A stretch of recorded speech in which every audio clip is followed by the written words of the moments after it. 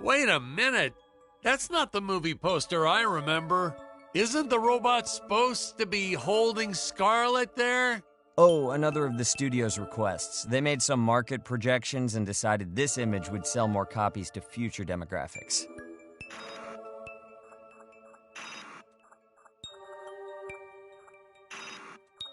Wait, whose volume does that control?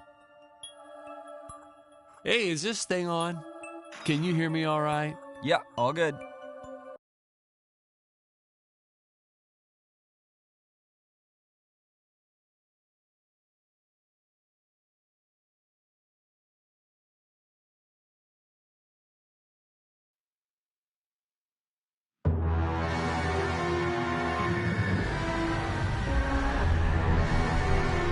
Hello, Dan Smith here. I directed this film back in, well, it feels like a century ago. Yeah. The studio asked me to provide a commentary track for the DVD release. And wham! Straight into the action. No fluff or anything. That's what we did back then. Crash-landed ship. Out pops our hero, the fearless Dick Starspeed.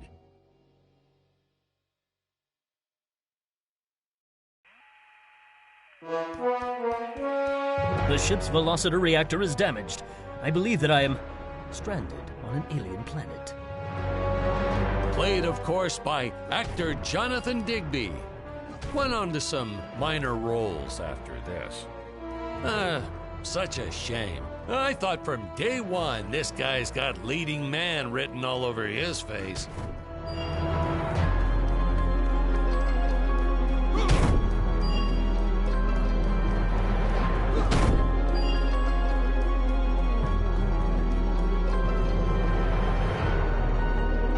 Greetings, citizens of Gravoria. I am Dick Starspeed, and I come in peace.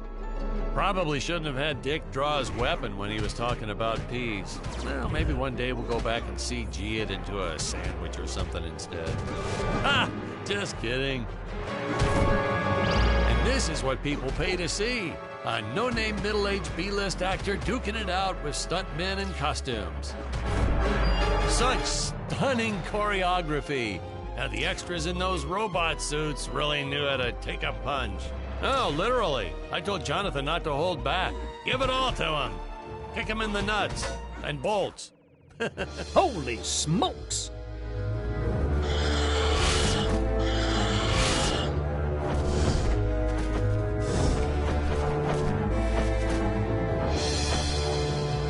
If I land squarely on that grain silo, I should survive this fall unscathed. Well, I shouldn't say this now, but you could actually see the strings if you squinted hard enough. A screenwriting trick from back in the old days. You put a grain silo or some haystacks down and it solves all your gravity-related problems. It appears some of my equipment was lost when my ship was shot down. But what luck! This high-tech scanner reports that my ray gun is nearby.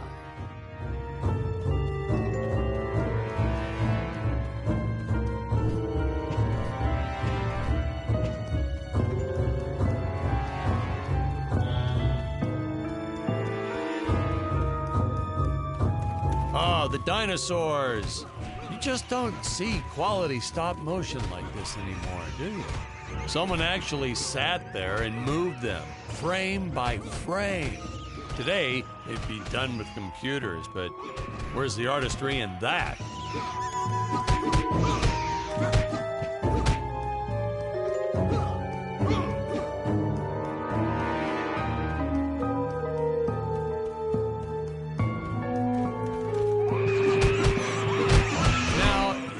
The trees here look a little plastic. Well, it's because they are. I took them from the set of my last film, Vampire Island 2.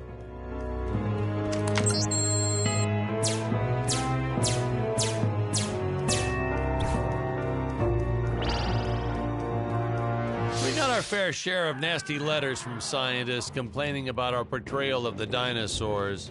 Was news to me. Apparently, these stegosauruses weren't meat eaters. Must have preferred shellfish or something. Blah, how do they know? That's what I say.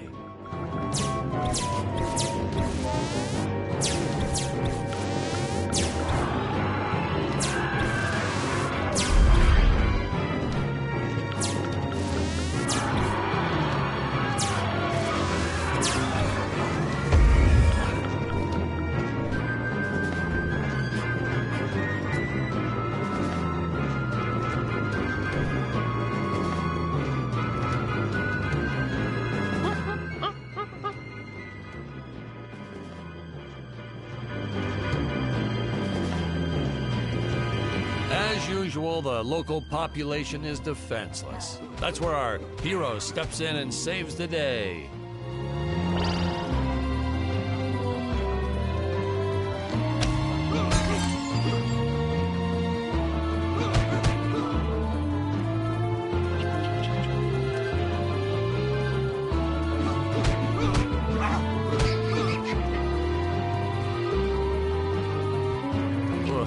We put Jonathan through a lot shooting this film.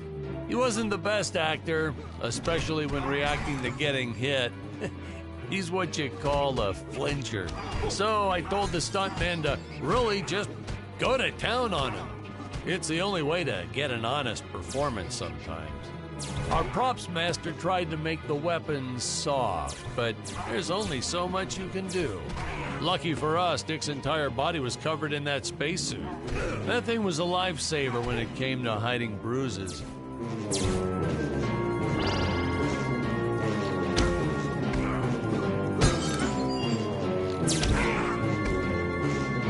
How curious. They dissolved into what appears to be gold. You'll notice the gold disappears when Dick touches it. We had a deleted scene that explained he's actually teleporting it back to his ship. It's funny, no one ever questioned how Dick was able to walk around with an infinite amount of gold on him.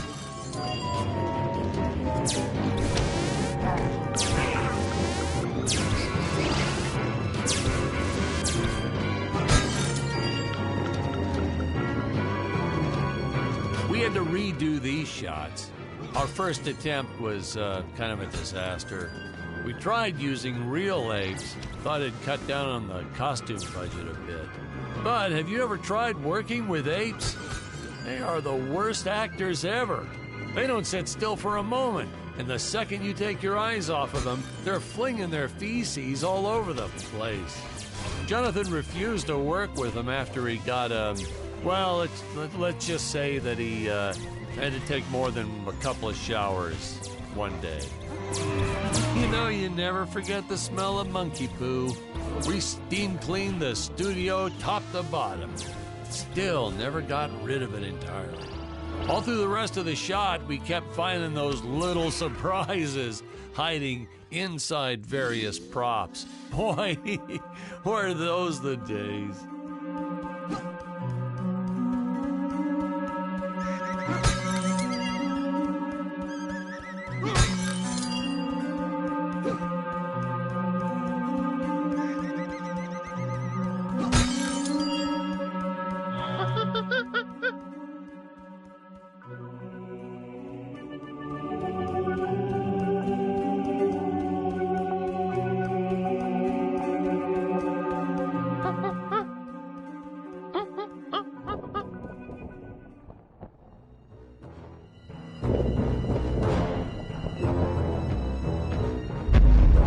Some really top-notch stop-motion effects, huh? Unfortunately, we skimped on the Dick Starspeed puppet a little. The Earthman is not for you to eat, fiend! Oh, this was groundbreaking. We had the woman rescuing the man for once. We were really ahead of our time with this scene, but well, then again, I've always been rather progressive. The studio execs didn't seem to get why it was such a big deal, though. Sorry, we don't see this as anything unusual. Ha! Of course! It's unusual. A woman would never save the man. It just doesn't happen. Not in the movies, not in real life. I don't know why we didn't get more recognition for this scene. Well, I guess I was just a little too ahead of my time.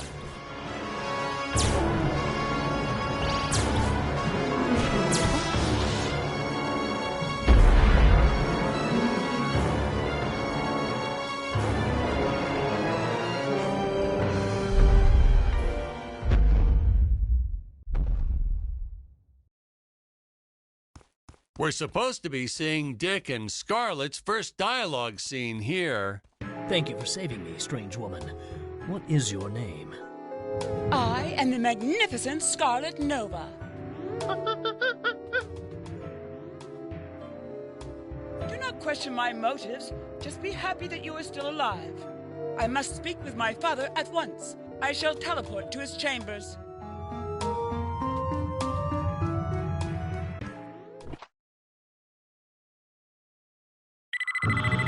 Huh? Where is this place? This is not my father's chambers. You have disobeyed me for the final time, Scarlet. Enjoy an eternity in the Tower of Eternal Solitude.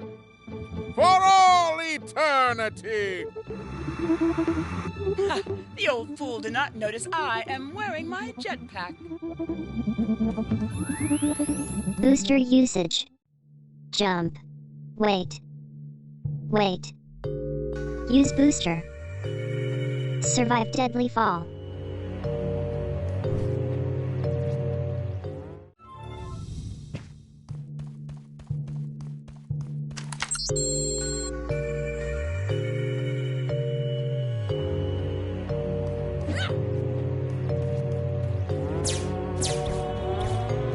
Scarlet didn't quite realize she needed to shoot those energy orbs down below.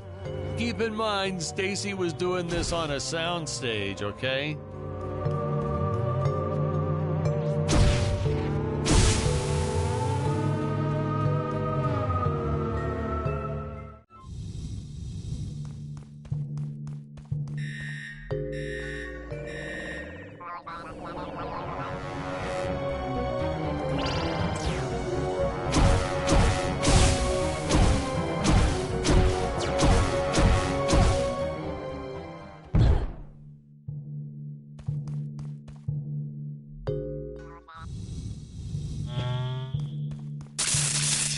The energy imps. Such a neat effect. We had to paint each movement frame by frame and superimpose it into live footage. We were pulling all-nighters for weeks. Well, when I said we, I meant the artists. I'm pretty much useless if I don't get a solid 10 hours a night. But they were at it forever. They had to redo it all because I accidentally told them red instead of blue the first time. Artists.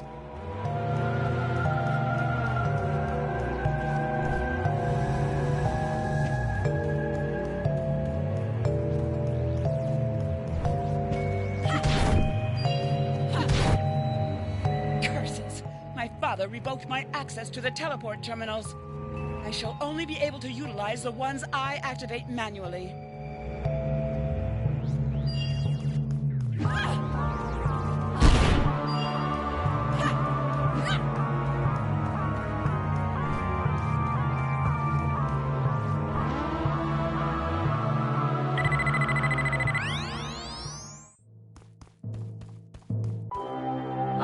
I knew you would return. Puny Earthman, you shall help me overthrow the Emperor. Why would you turn against your own father? How do I know I can trust you? This scene.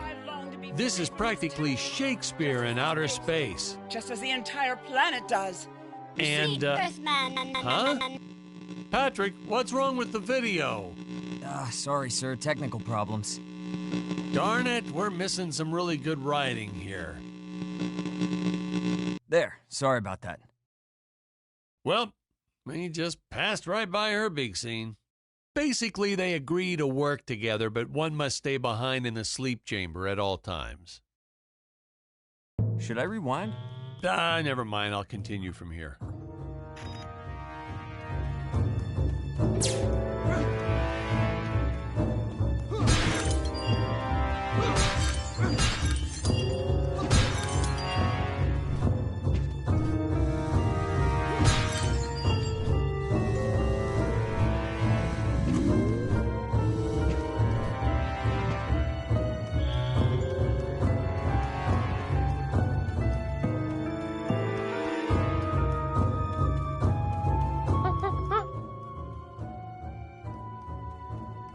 Right from the start, our budget was a little tight, even by standards back then.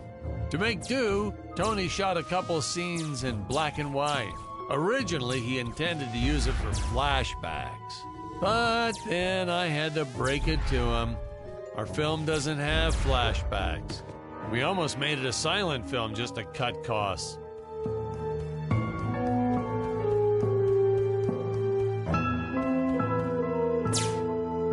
I felt it was an absolute necessity we have a T-Rex in this film, but we got this Serato thing instead. Of course, I went through the whole production thinking it was a T-Rex because, really, who can tell the difference anyway?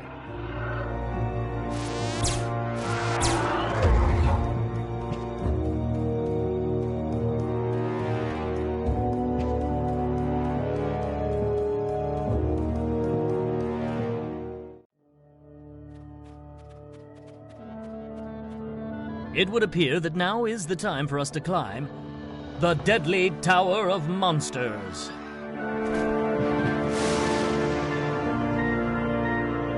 Good screenwriting 101.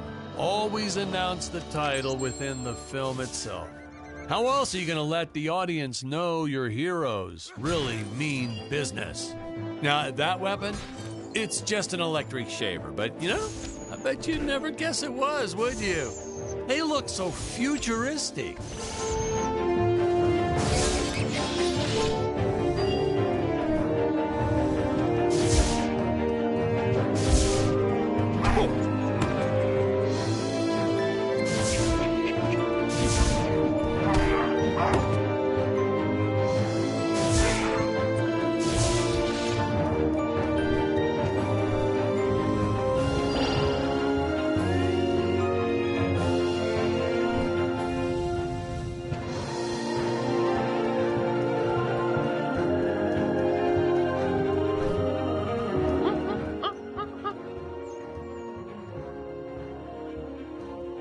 I could have made use of that one at some of our meetings with the studio.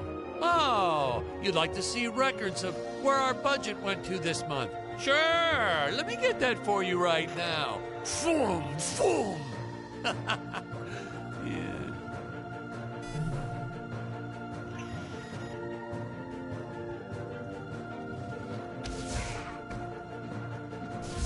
Unfortunately, those meetings ended in a much different way.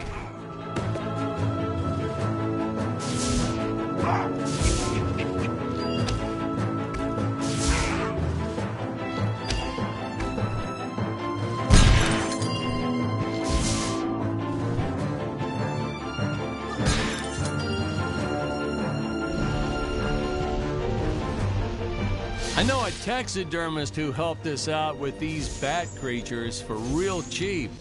He's not good. He's kind of sloppy if you want to know the truth.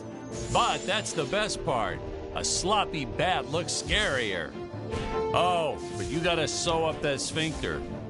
Just trust me on that one.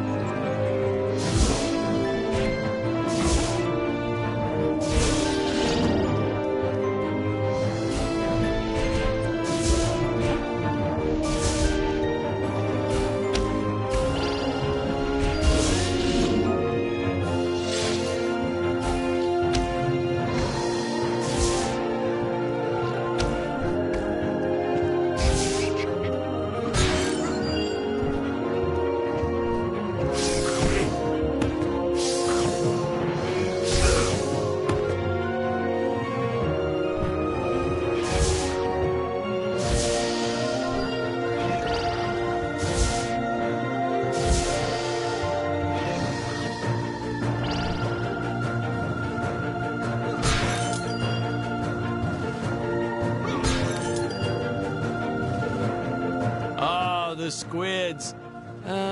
Some board member had these nephews who really wanted to be in the films. They made me cast them as squids. Whatever happened to artistic integrity? If you're going to cast a role not on merit, at least let it be a hot female role. My effects team kept assuring me the strings wouldn't be visible in the final cut, but I could see them. No transparent nylon. This stuff will do the trick. Yeah, right. I swear those darn strings is what made my hair go white.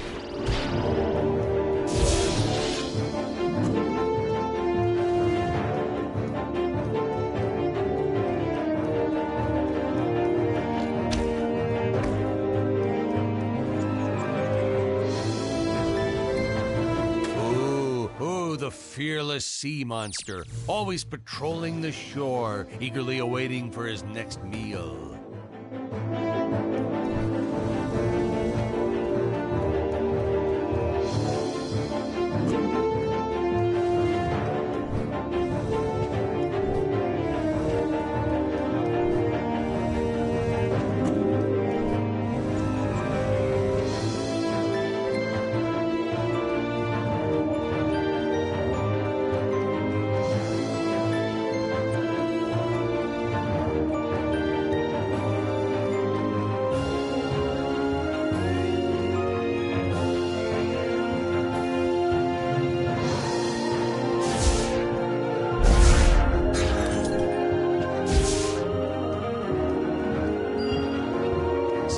Thought it was odd that a simple wooden cage would have such an elaborate high-tech lock. But hey, if a Gravorian ever traveled to Earth, I'm sure they'd think a lot of our stuff is weird too.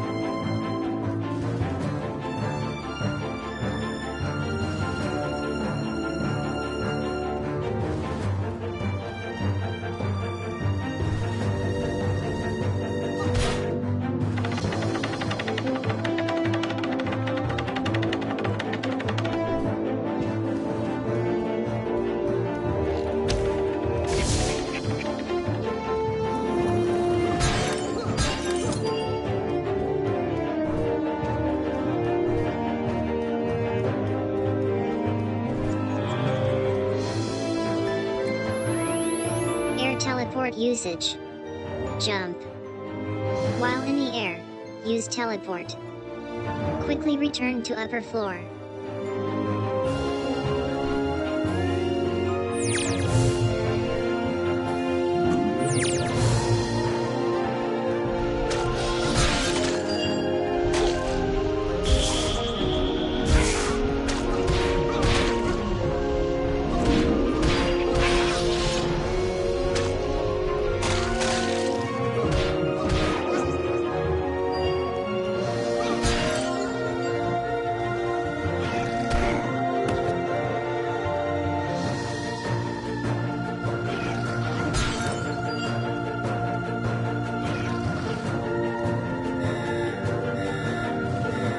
You don't want to miss a single minute of this scene. The nuclear ants. Hey, we need to remind the audience our heroes are climbing a tower, so I needed something that would stick to walls. Originally, we had these web-footed what-have-yous. Not very scary. And then I left some cake out in my trailer, and it was crawling with ants in the morning. And that's when it hit me. What is the most obnoxious thing in the world?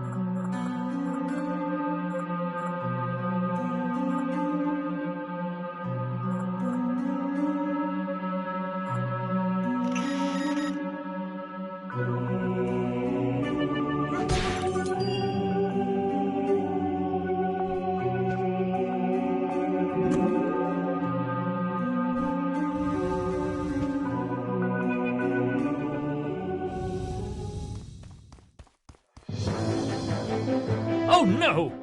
This head belonged to my co-pilot robot. He was the most loyal companion in the galaxy. Dick. Malfunction. Dick. Malfunction. These Gravorians will pay dearly for this, my friend. Now, what's a space adventure film without a trusty robot sidekick, huh? Am I right? In the original draft, we had Dick and Scarlet team up with an alien from the planet's surface. You know the type, pointy ears, wise and emotionless. But then we came to our senses and realized that a giant tin can robot's way cooler. Besides, everybody was doing the alien thing back then. You know me, I'd rather be a trailblazer.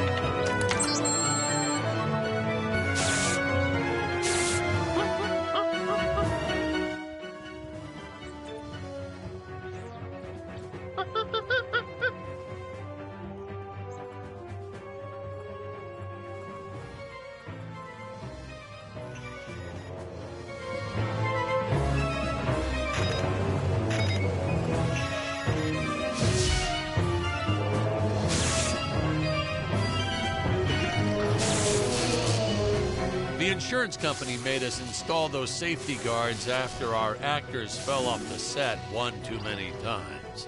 Granted, they kept falling off even with the rails, but thanks to how the contract was laid out, we were no longer liable for their injuries.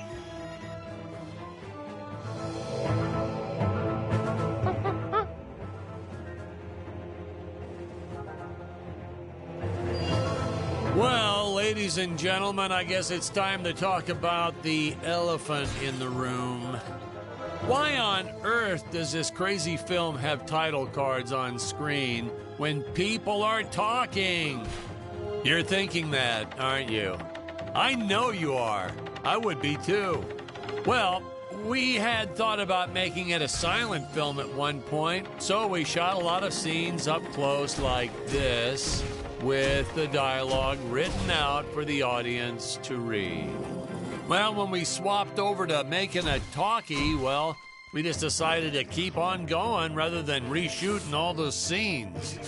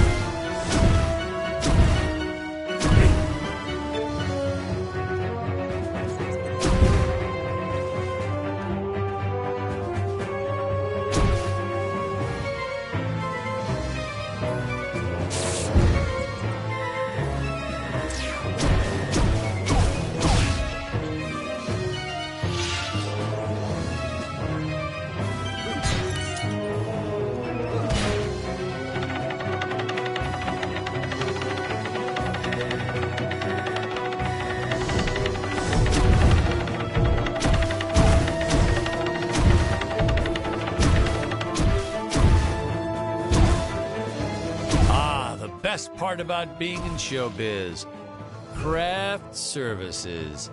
It's like never-ending supply of free food all day long. I never had to pay for a single meal. Hey Patrick, I notice you guys don't do that here in your studio. You should talk to your boss. Maybe even just a bagel station.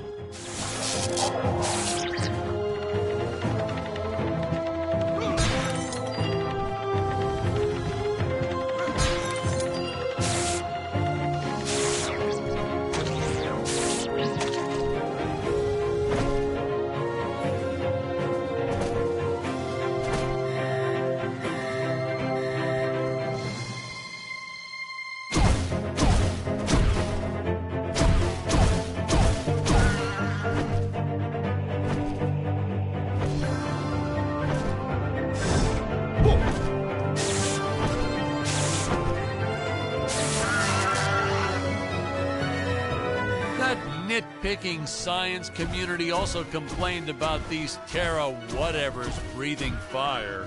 Like there's fossil evidence of dinosaurs not ever shooting fireballs. It's not like I gave them neck frills or had them spit poison or anything ridiculous like that.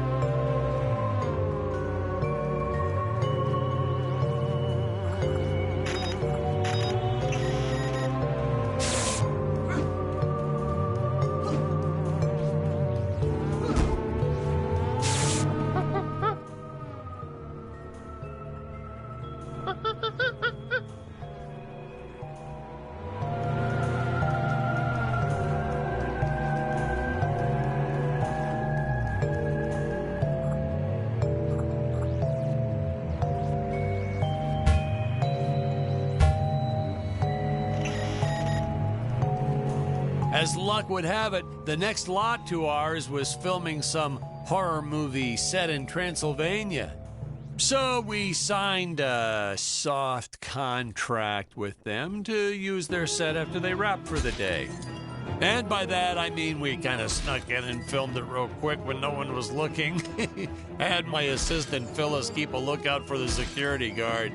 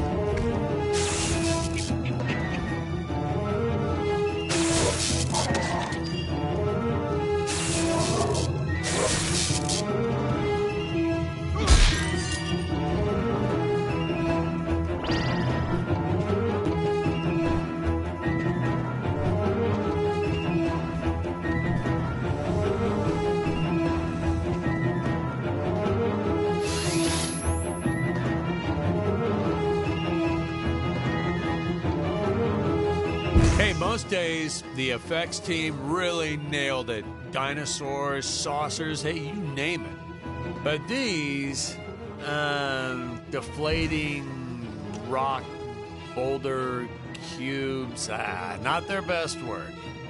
Just looks kind of odd, if you ask me, like giant whoopee cushions. They said they could add some debris and explosions or two afterwards. And then we ran out of budget. Well, to be fair, we ran out of budget several times, but still, I lost a lot of sleep over these rocks.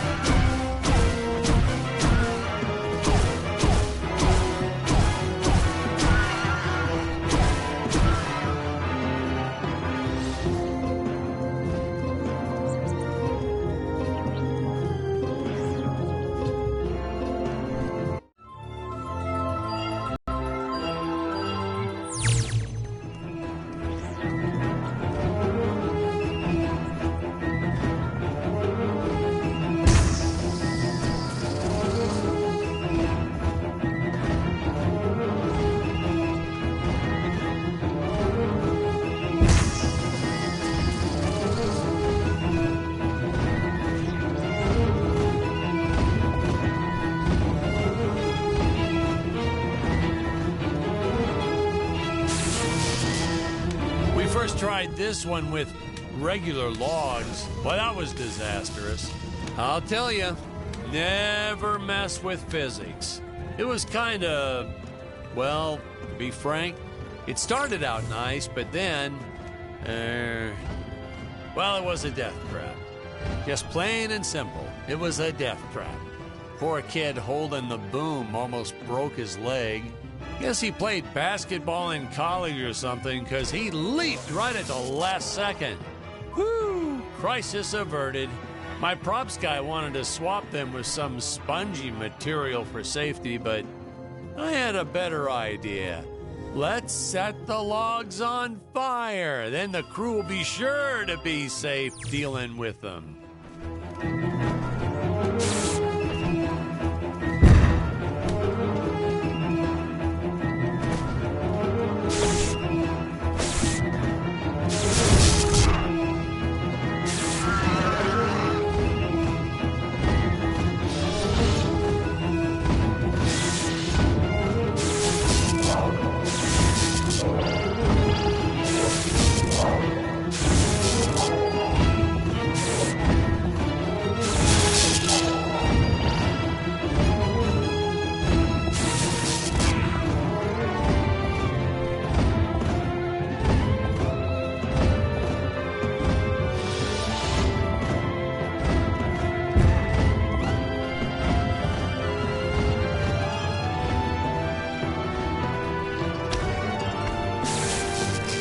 Say, you know what I was thinking? With all this jumping and climbing and jumping, wouldn't this make a great video game?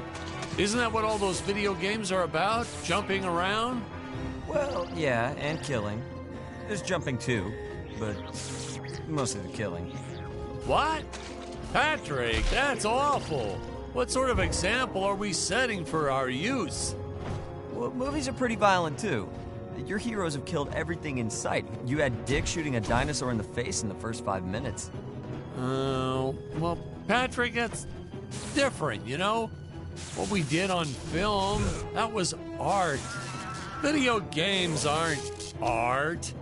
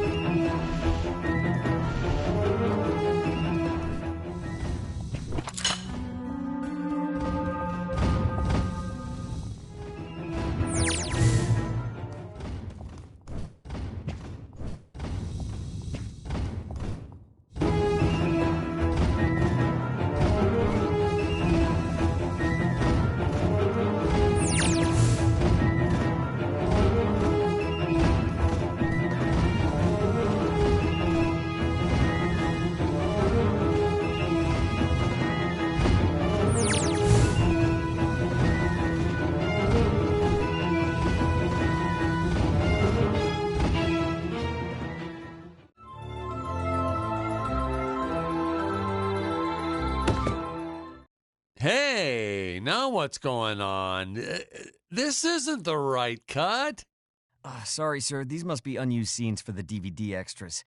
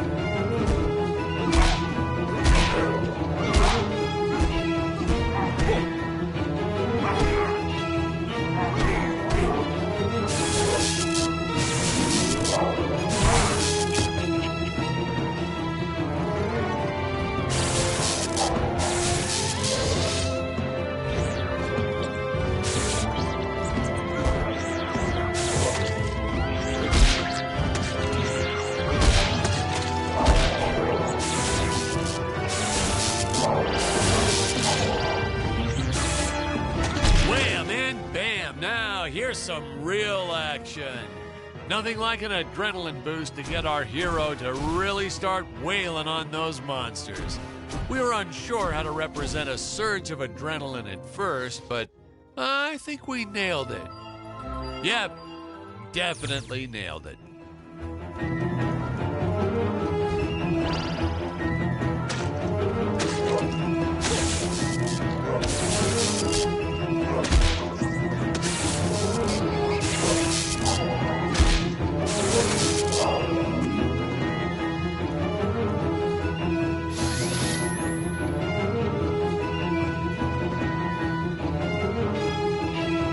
Most days, the effects team really nailed it. Dinosaurs, saucers, hey, you name it. But these, deflating rock, boulder, cubes, not their best work. Just looks kind of odd, if you ask me, like giant whoopee cushions.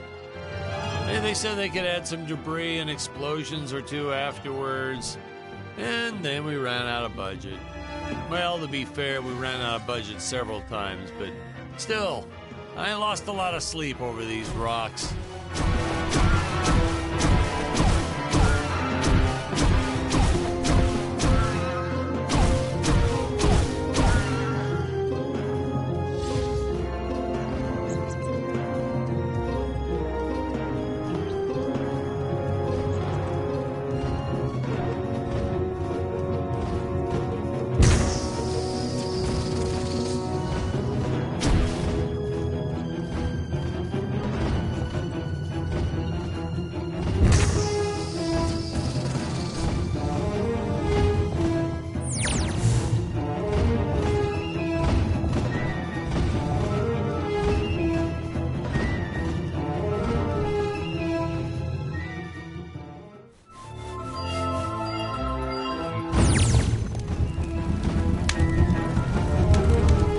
First tried this one with regular logs. Well, that was disastrous.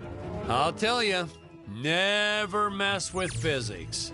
It was kind of, well, to be frank, it started out nice, but then, well, it was a death trap. Just plain and simple, it was a death trap. Poor kid holding the boom almost broke his leg.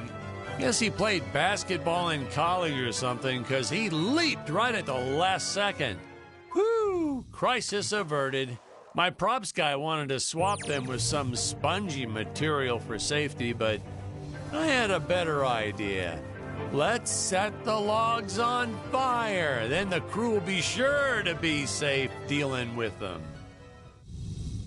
I designed this creature to reflect the human condition. Always hungry, never satisfied. The bottomless pit of the beast's stomach. I don't know, you say stuff like that in interviews and your film always wins awards.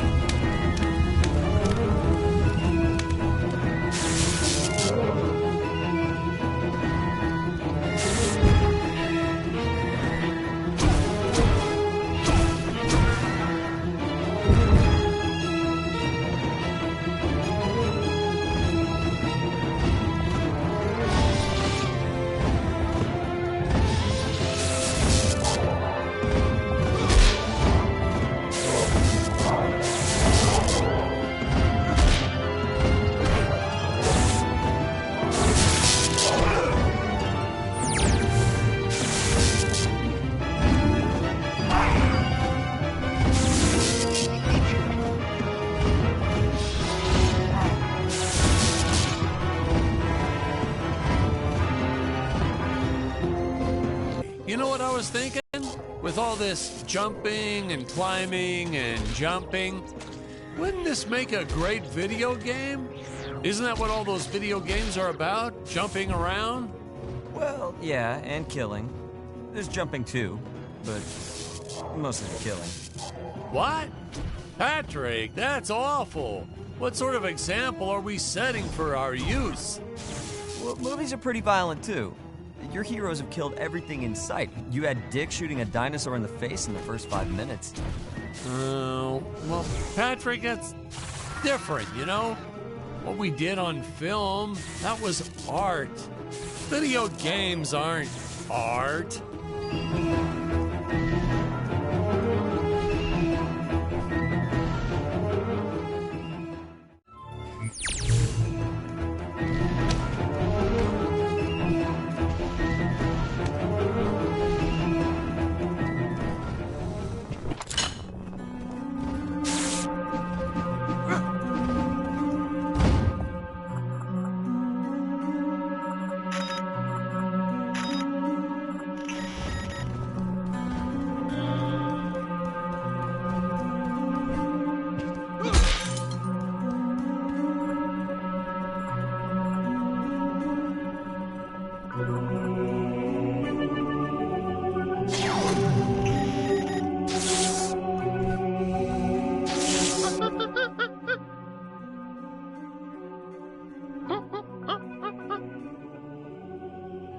Funny story about the two caged apes in this scene.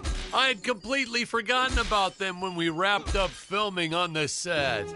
Then we spent the next day doing a location shoot. So, suffice it to say, our return to the studio was met with a couple of grumbling tummies complaining about unsafe work conditions, human rights, yada, yada, yada.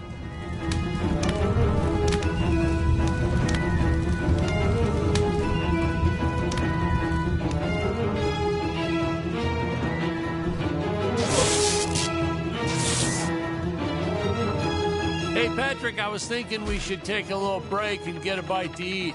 You like Chinese? I know a great takeout. Well, we're not scheduled for a break for another few hours. Nonsense. Hey, you have to try the shrimp. It's the absolute best. But, oh, hey, I feel like I should warn you. It gives me horrible gas. But that's okay. We're friends, right? Really, sir. Studio time costs a fortune. Let's just stay on schedule. Good thinking. We could grab a real dinner together and go out for a night on the town, yeah. Two young bachelors on the prowl. Say, where do you youngsters go these days?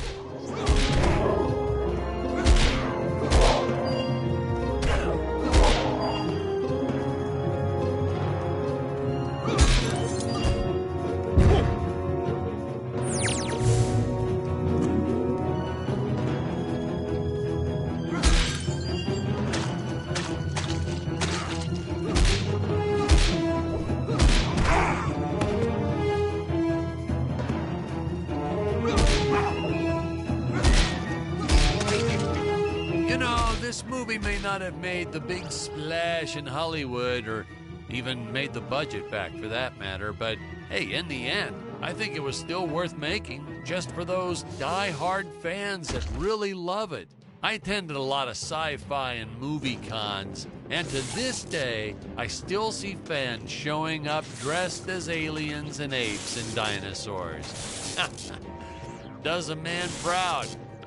Now, granted, their costumes aren't exactly 100% faithful to the film, and it seems that no one ever remembers them by the right name.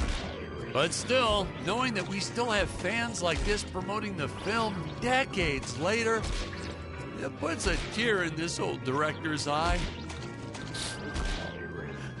I get all emotional.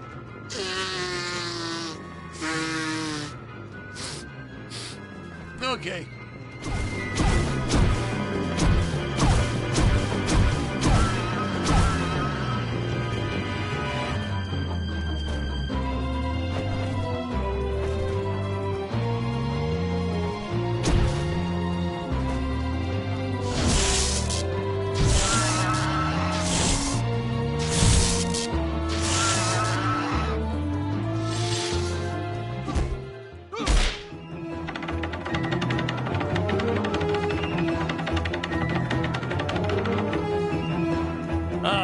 Tony and his insistence on lens flare. I tell you, some days it felt like he was trying to be the director. Honestly, you could see dust on the lens, so I'd just go and wipe it off myself. He would get so upset about it, too. Like my fingers aren't clean enough to wipe the lens. Don't touch the lens. Whatever.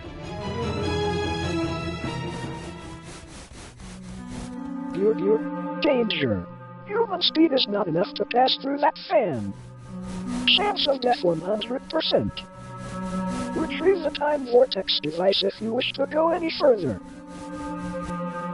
Searching. Time vortex device detected. Device in dangerous area. Nuclear amps everywhere.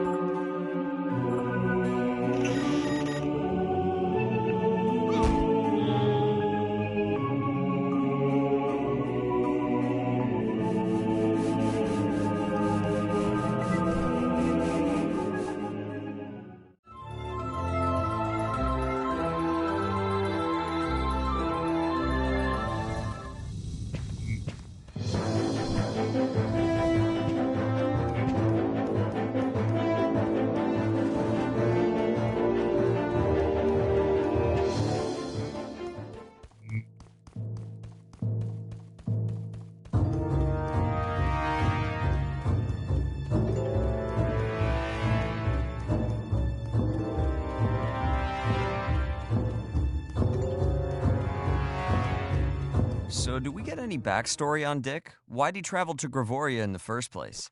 Did he do any research before landing there? Did he have a specific mission in that region of space? Patrick, if you keep getting bogged down by the details, how will you ever learn to just sit back and appreciate the work of art for what it is?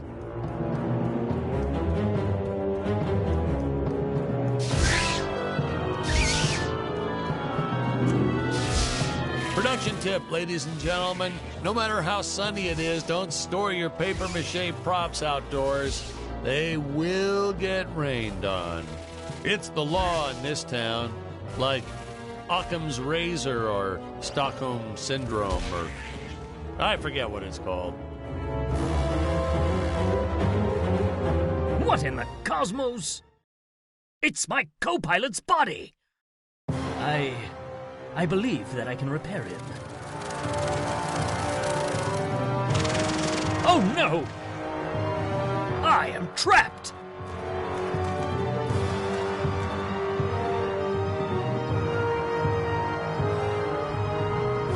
Master Dick. Master Dick.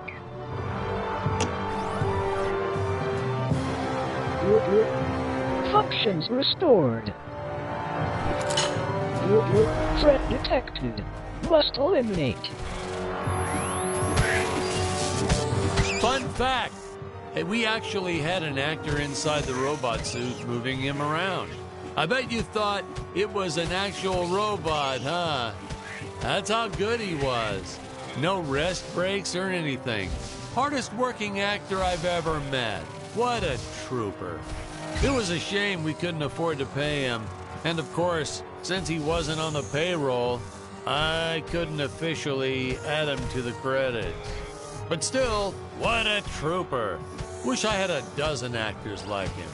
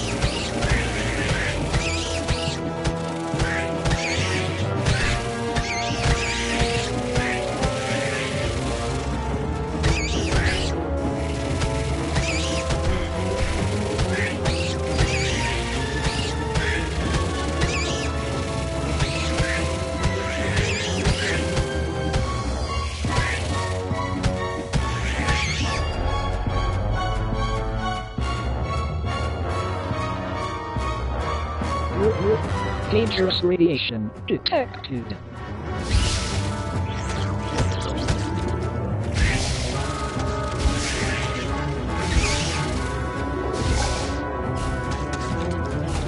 No, we didn't use the same material for the toxic waste as we did the slimes. I mean, why fake something when you have the real deal available? We found a place where people were just dumping the stuff away for free.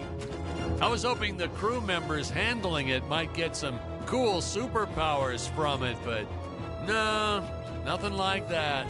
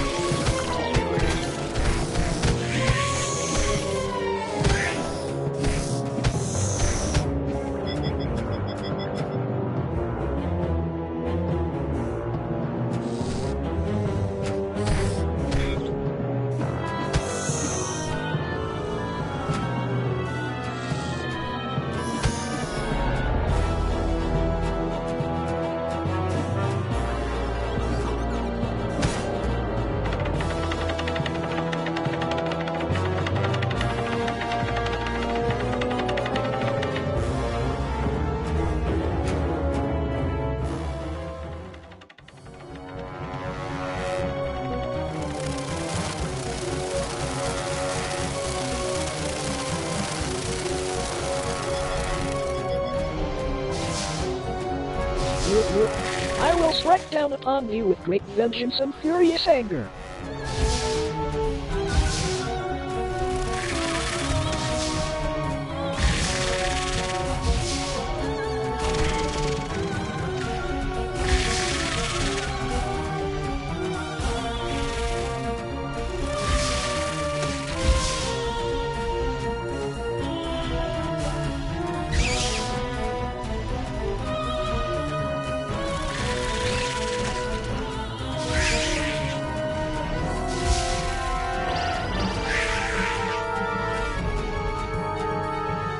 Oh, Robot, you're all right!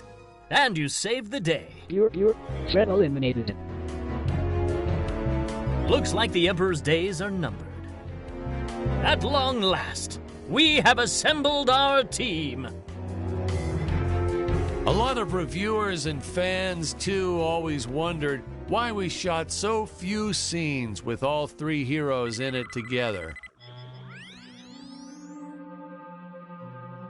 I mean, we did our best to explain it. Something about the sleep chambers or staying back to protect the ape village. Really, it was just logistics. Jonathan had bowling league on Tuesdays and Thursdays, and Stacy had her karate Monday, Wednesday, and Friday. Honestly, we almost never had all of them on the set at the same time. Our robot actor was in some religion that only allowed him to work on Sundays. I'm still a little skeptical about that one, though. Sir, it's just a guy in a suit. Couldn't you have gotten just about anyone to stand in as the robot? See? That's why you'd make a horrible director, Patrick. His touches were subtle, to say the least. But he really brought a lot of character to the robot role. If he was so indispensable, how come you didn't list the actor in the credits? Well, let's just say it was an oversight. But I've learned my lesson. I only made the mistake 6 more times throughout my career.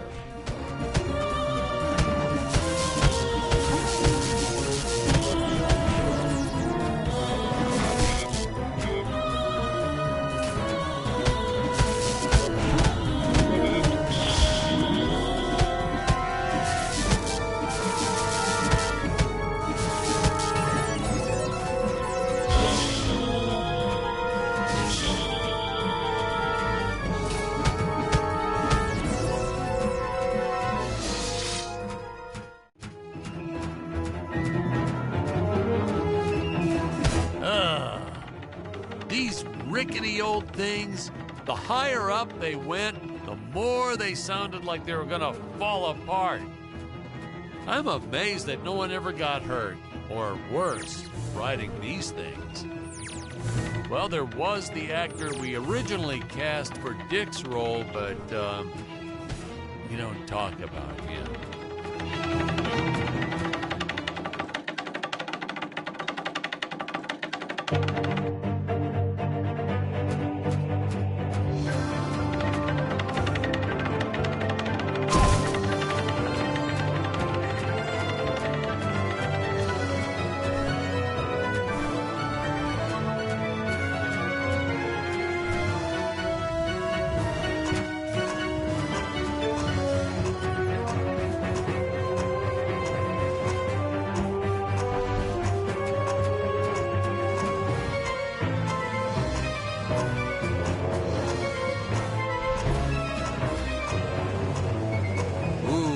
Really start to get a sense of how high up our heroes have been climbing here.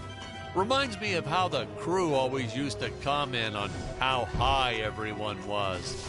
Those jokers, they'd even say it when we were filming the grounded scenes. And they all giggled like school children whenever they mentioned it too.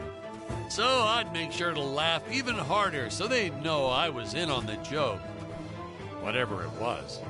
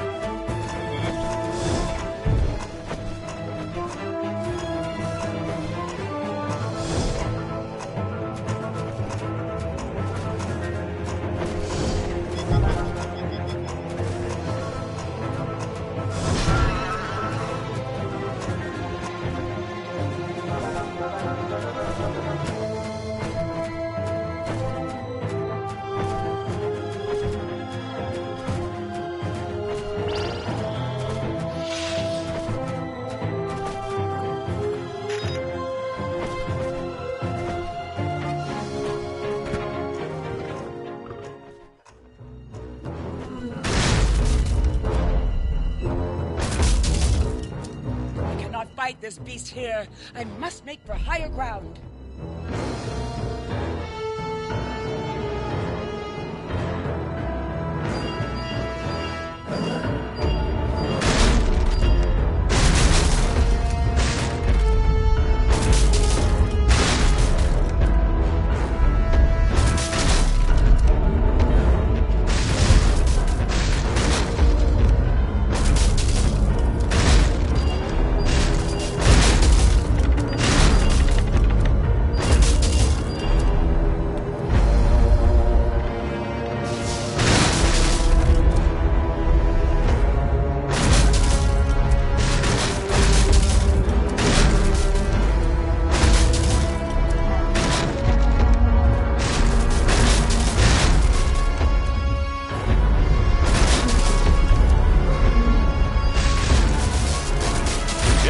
built sets back then.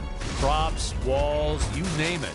Then, you moved bits and pieces around and created whole new scenes. We were efficient. I adopted that technique to my wardrobe, too.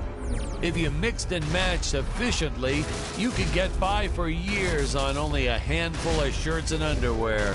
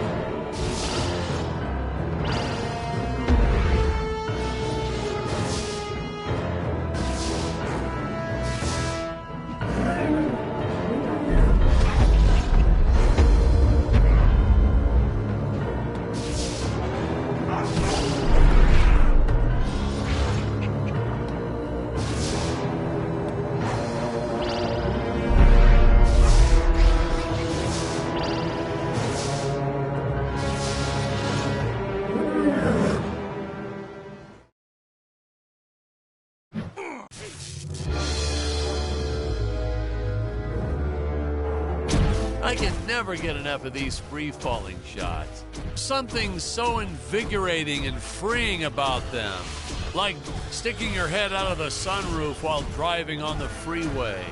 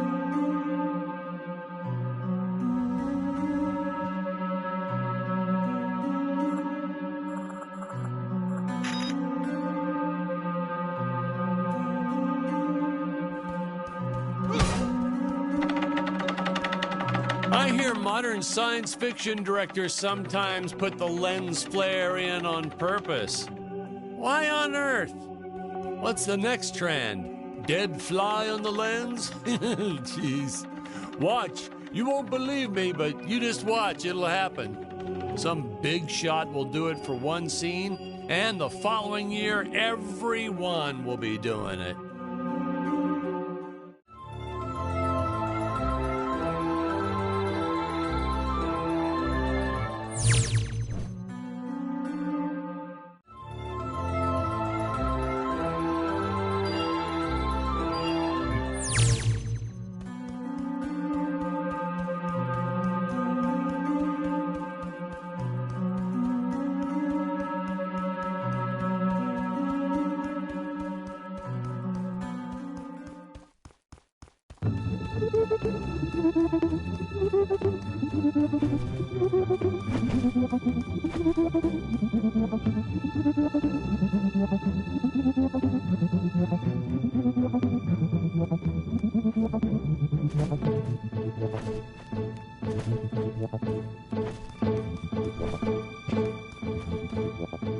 Dr. Peculiar! Yes, Your Eminence. Release the Mechamelion! But Your Eminence, the Mechamelion isn't ready. What is the meaning of this? I thought he was completed. Genius is never completed, Your Eminence. I was just preparing to install a chainsaw on his tail. Enough! Your tinkering costs me precious gold and time. You do not have that luxury, Dr. Peculiar. Yes, Your Eminence. Releasing the Mechamelion at once. Ah, Ludwig. Yeah, good old Ludwig. We cast an actual doctor to play Dr. Peculiar. Never again. Oh my God, he was a cranky old coot. May he, rest in peace. The costumes, the script, the creature effects, you name it, he wouldn't stop criticizing everything. Well, in his defense, I think he did have some early signs of dementia or something. He was always getting lost on set, forgetting his lines, making up new ones. Yeah, it was cute. Midway through a scene, he'd just yell, "Where are my pills?" It was like a catchphrase. We almost left a few of them in. I have to say that the incredible job the animators did with the King Gorilla can only be outdone by their work in the Mechamelion. I'll leave further comments for later in the film, but this was truly an epic creation.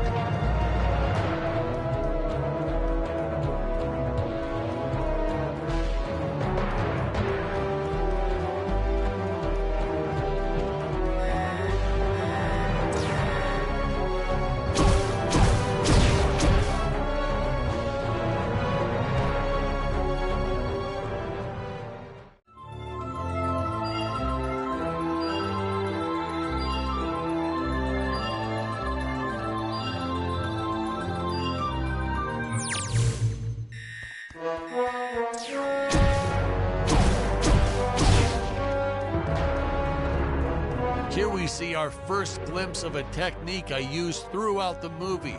Want to make a big scary monster look even more menacing? Put it in a dome. Monster doesn't look scary enough already? Put it in a dome. Want the audience to know when a monster really means business? Put it in a dome.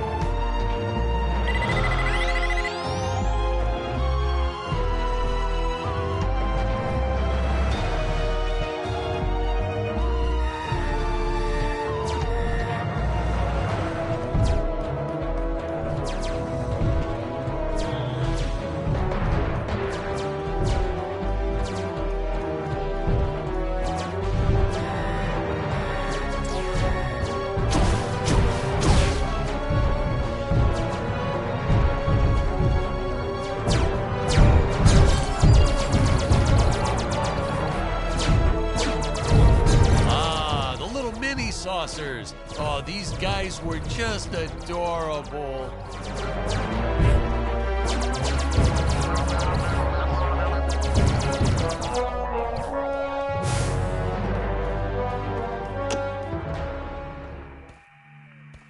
I was a huge fan of the old classic movie, The Flea from 1958. So I created this monster as sort of an homage, in respect to that film.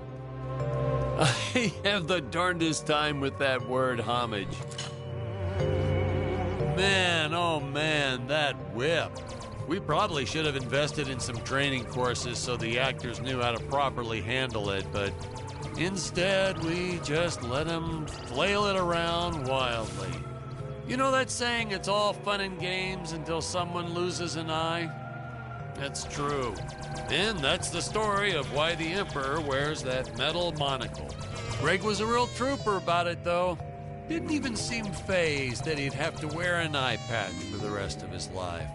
I think he went on to do some pirate-themed promotions at his used car lot once we wrapped up production.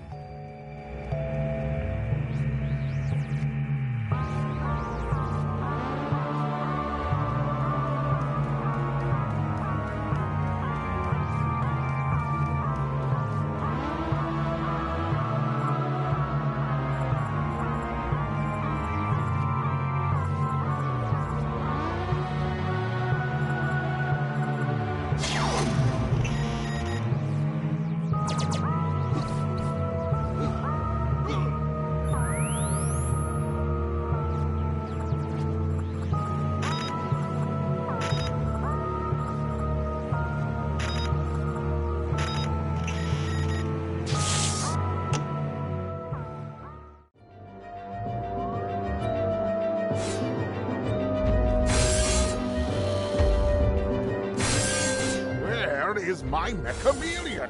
Why has it not pulverized the intruders already? Well, Your Eminence, I was installing photon lasers into its eyes. I hadn't finished. So, the Mechameleon might be somewhat, well, blind. My indomitable guardian is blind?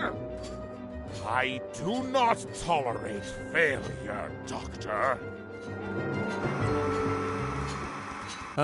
Getting these two to do their scenes together was enough to make your head spin. They weren't, strictly speaking, actors. Well, not in your usual sense. Ludwig here, or Dr. Peculiar, actually was a doctor. I think I told you that before.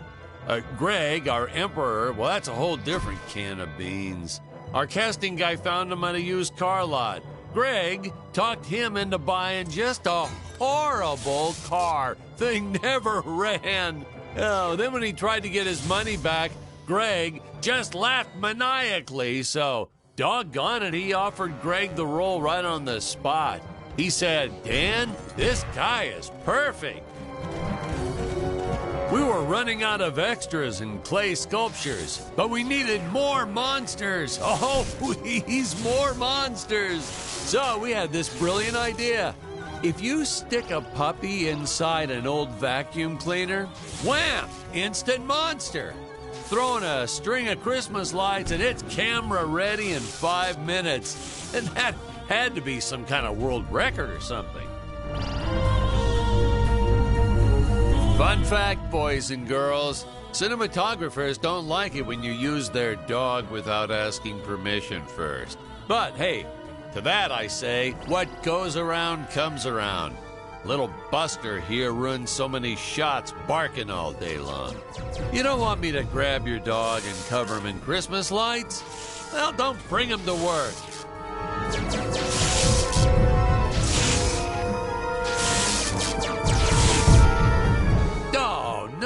Patrick, you got the wrong footage again. That character's not supposed to die in this scene. Sorry about that. Hold on, let me find the right one.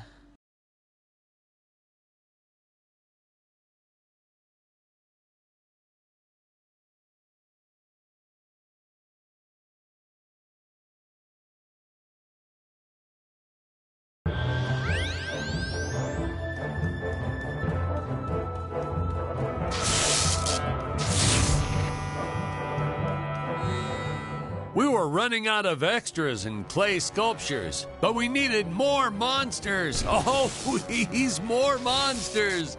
So we had this brilliant idea. If you stick a puppy inside an old vacuum cleaner, wham! Instant monster. Throw in a string of Christmas lights and it's camera ready in 5 minutes. And that had to be some kind of world record or something. Fun fact, boys and girls, cinematographers don't like it when you use their dog without asking permission first. But hey, to that I say, what goes around comes around. Little Buster here runs so many shots barking all day long. You don't want me to grab your dog and cover him in Christmas lights? Well, don't bring him to work.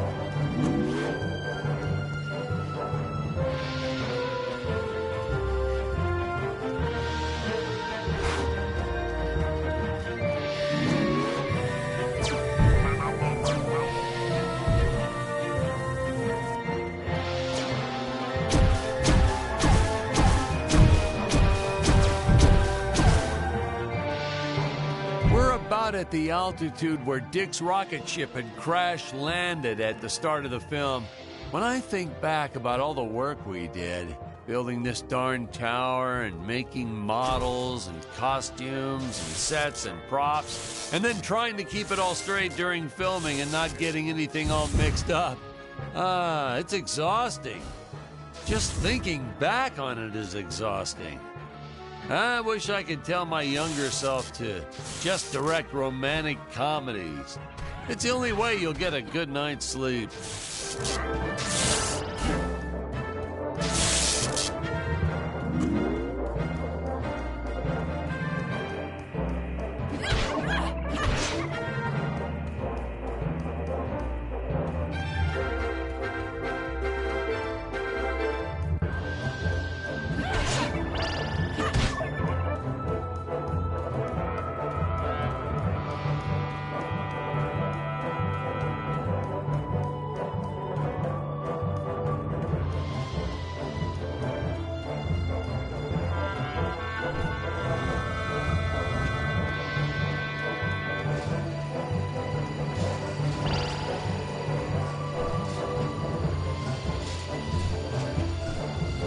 Ah, yes, the rotating contraption things. We actually used Ferris wheel parts from an old amusement park. I think it was called Dizzyland. Disneyland? Isn't that kind of close to... Yeah, and the courts agreed with you. They shut them down before they opened the gates. Well, it's their own fault, I guess. Well, naturally, my production team swooped right in and bought up everything they could get their hands on. So I guess there was a silver lining to their legal battles. One man's lemon is another man's lemonade. Or however that saying goes.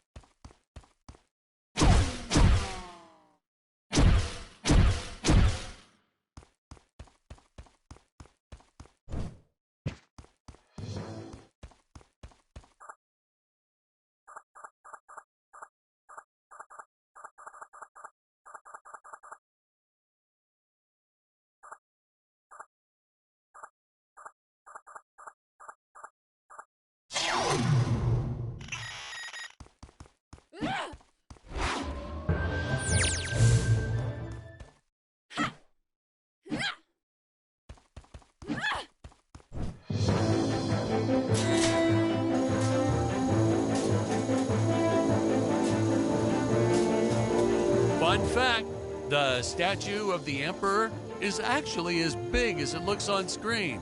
Yeah, we were going to use a small model and green screen it, but then Greg offered to fund building a life-size version. He was planning on setting it up front and center of his used car lot. Apparently, he ran into some issues with zoning laws. Yeah, I told him he should just play dumb and put the thing up anyway, but he wouldn't listen. I guess that's why he's still running that same lot, whereas I've been barred from filming in 12 different states.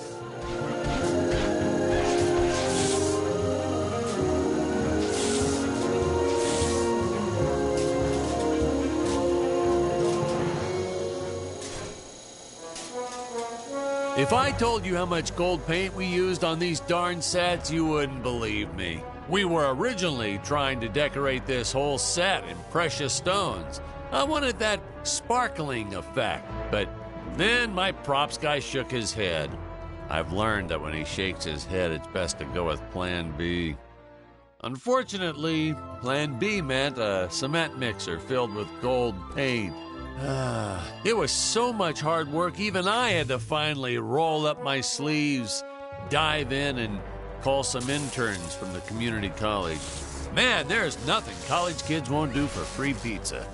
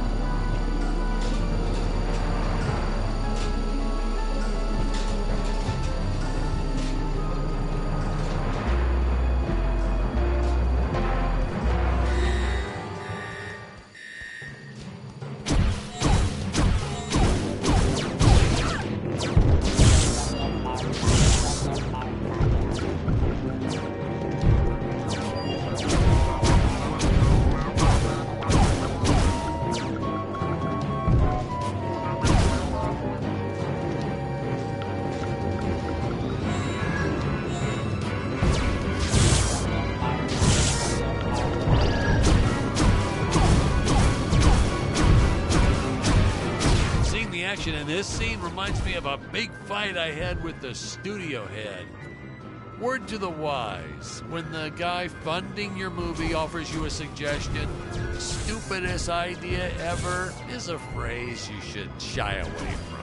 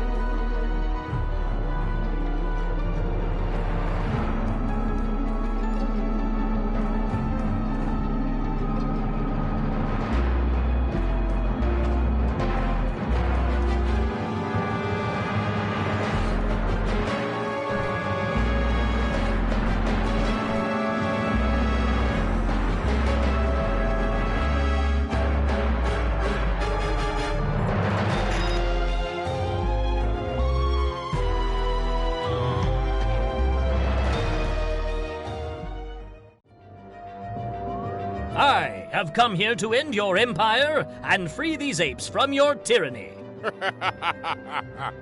You? Tell me, do you think I need these pitiful creatures to run my empire? Allow me to show you something. As you can see, I do not need those darn dirty apes.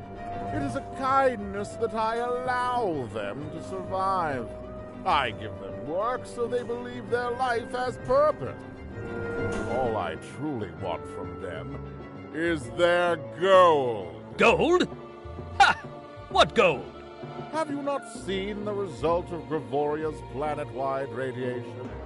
When living beings die, their bodies are transmuted into solid gold. The apes are useless. I send my minions to harvest more gold for my empire. You are a cruel, heartless monster. Perhaps. Perhaps.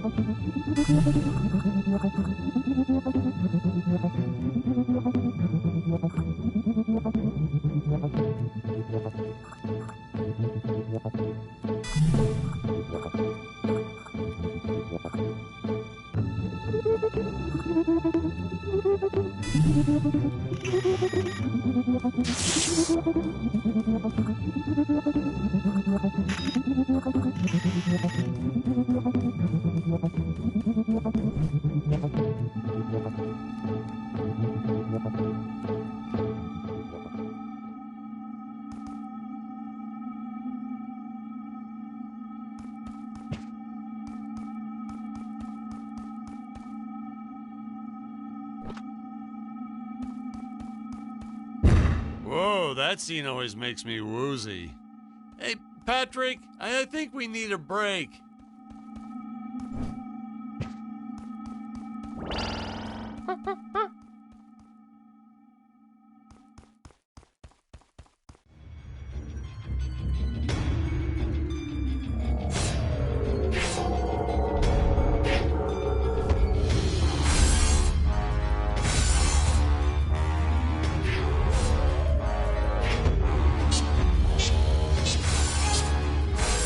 Imagine one of those on your average elevator? Still, it's even worse when you press all the buttons on a real elevator. People get so annoyed when you do that.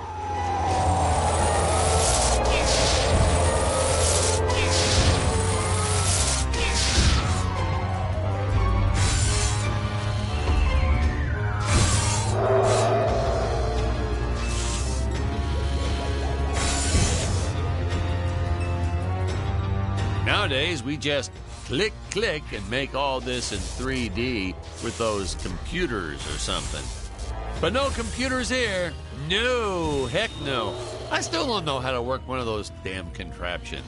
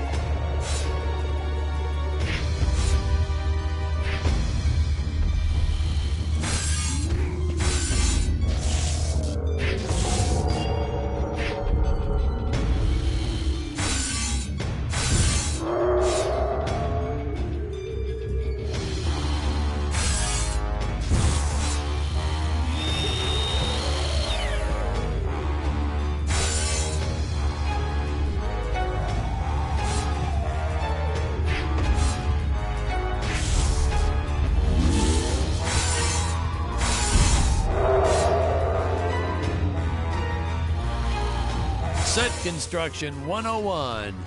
To make it look nice, you gotta make it look shiny. That's the secret ingredient, you know.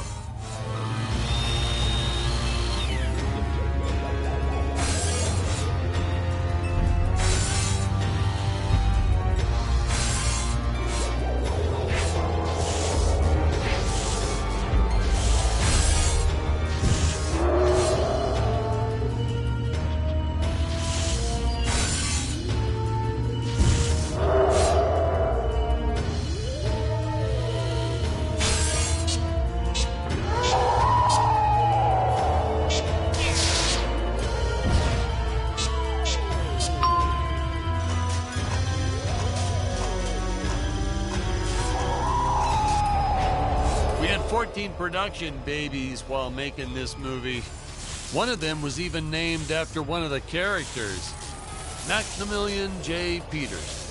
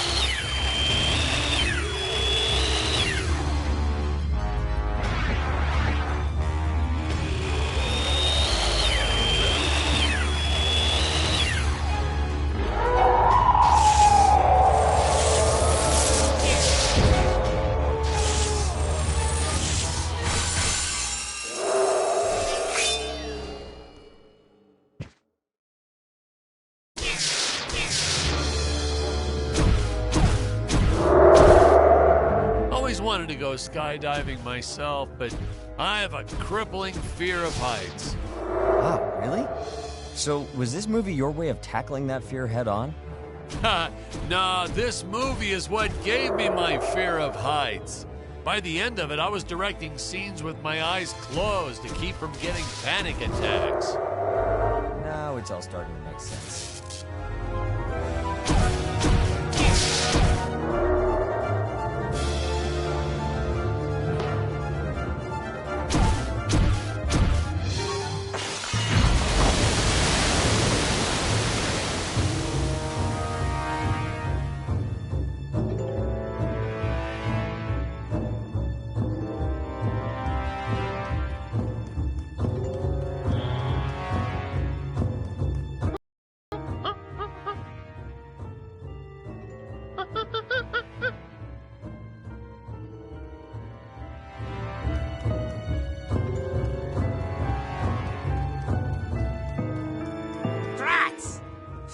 destroy my Mechamelion, now you shattered the Dynodrome.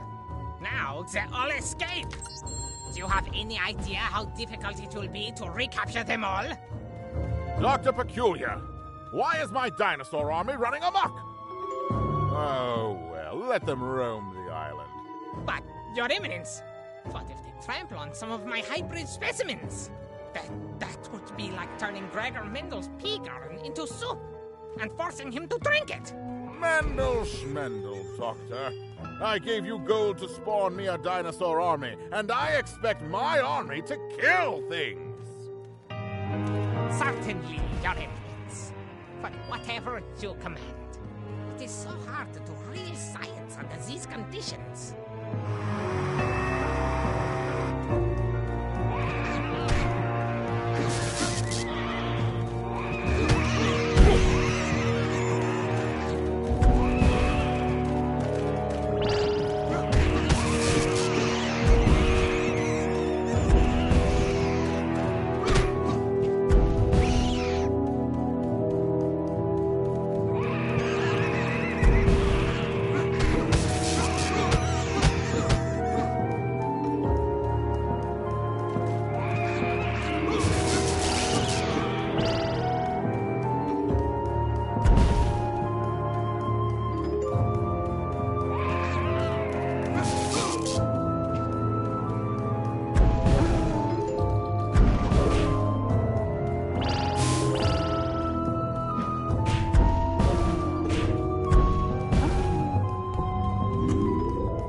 The stop-motion team was so stellar, and they worked for peanuts. They really did.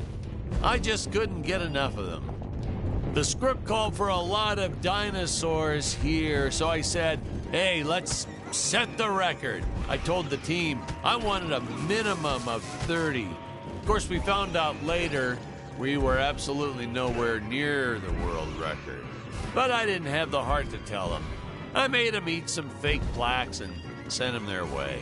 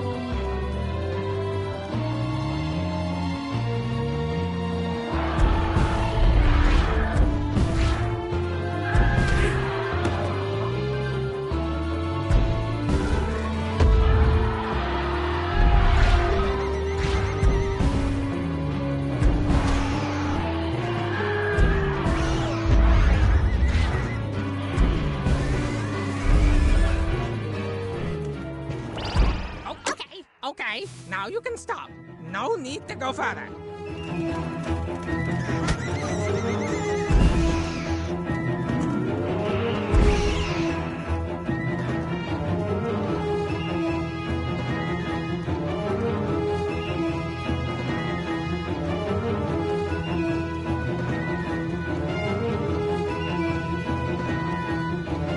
If you break even a single egg, why, I'll scramble your brain! No, not my Tyrannosaurus Rex! You Neanderthal!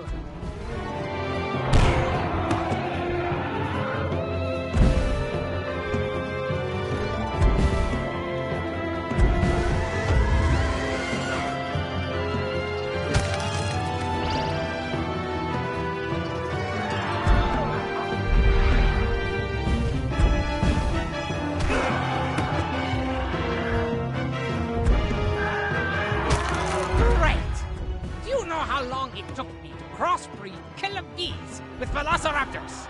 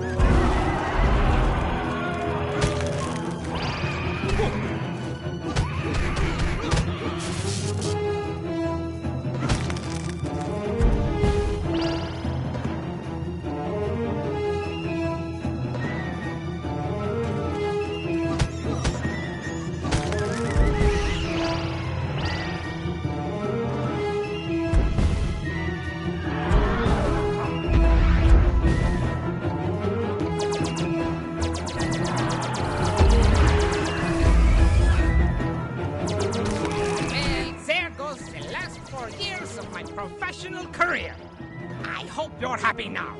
Welcome to a world with no genetically modified carnivorous dinosaurs.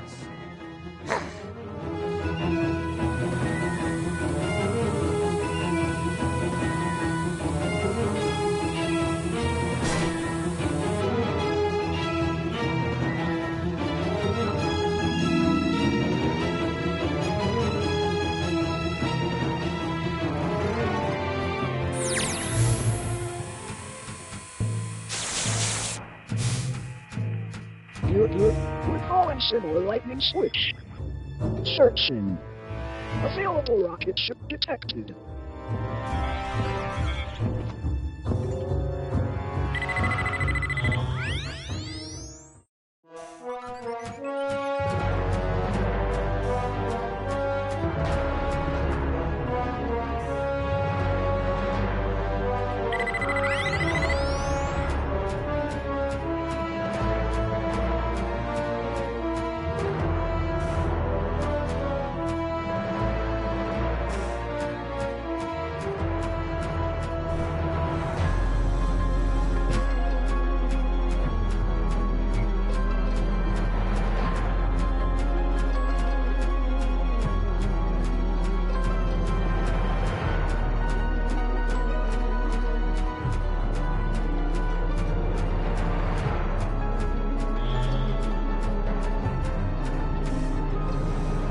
Some people wondered why we had that third lower exhaust pipe on Robot, even though it didn't shoot flames when he hovered. It was purely a matter of necessity. Wearing a suit that takes hours to put on? I mean, when you gotta go, you gotta go.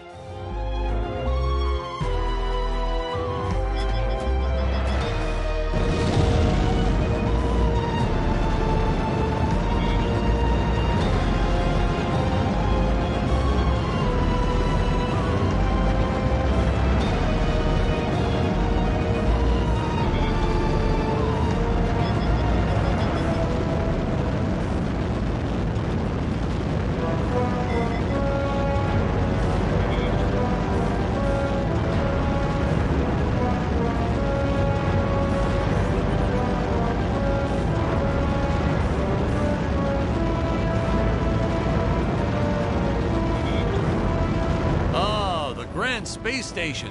Space, the final frontier, where no man has gone before. These are the voyages... whoops, sorry, I got kind of carried away with something else there.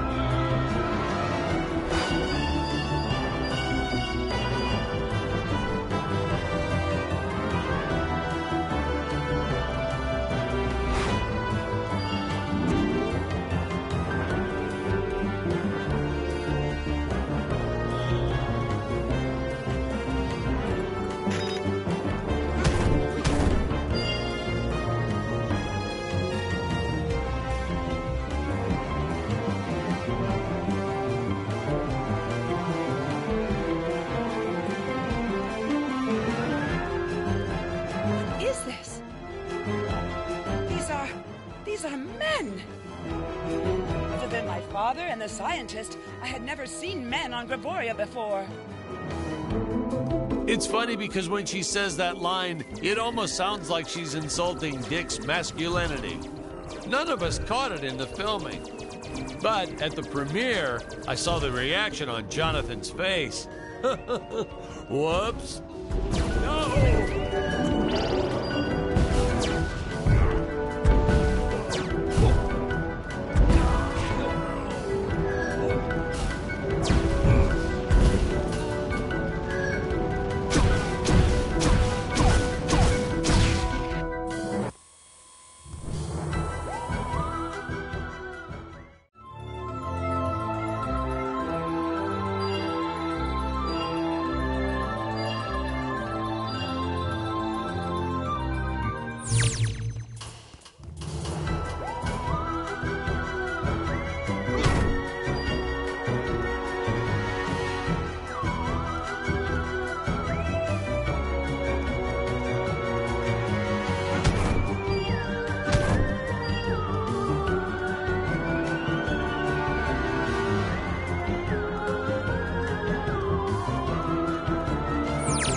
the official stance is, yes, the henchmen can breathe without helmets on.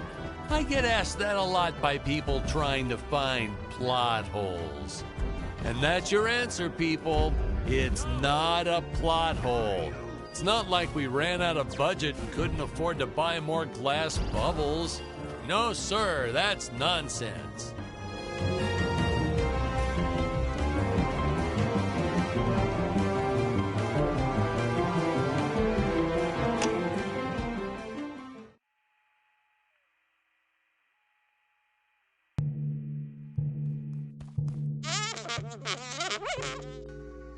You're...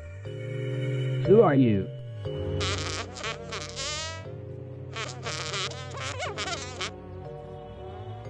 You're... Illogical. You are not an Earthling.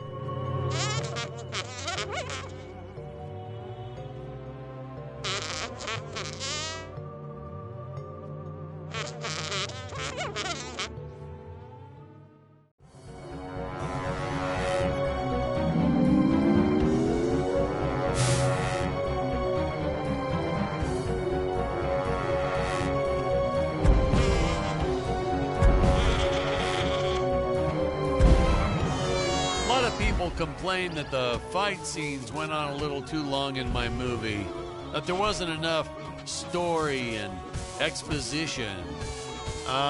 Excuse me, what kind of movie did you decide to go see? An action movie, you say? Last time I checked, dialogue wasn't a movie genre.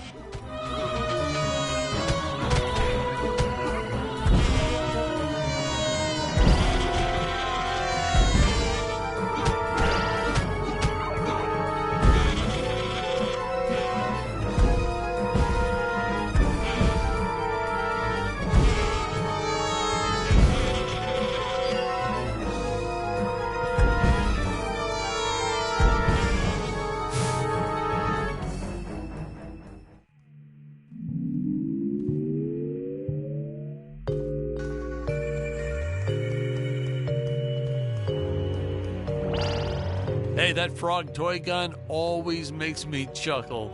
A frog-shaped gun that shoots flies.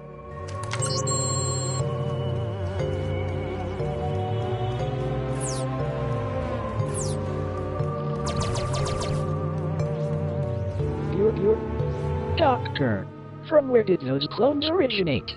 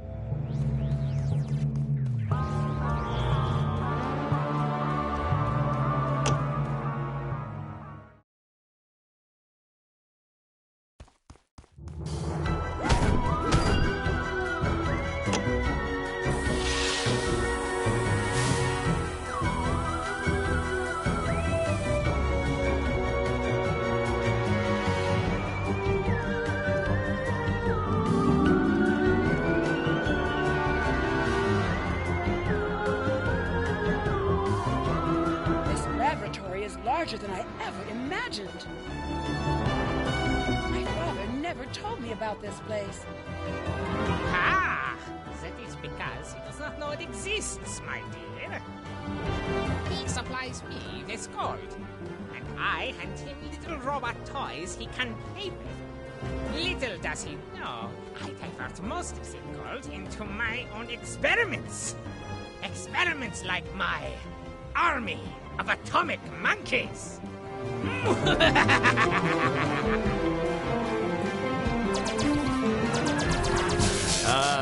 The doctor. After the first few outbursts, I tried it. And then the next day, he'd just show back up to work. Nothing happened. That look on his face the first time.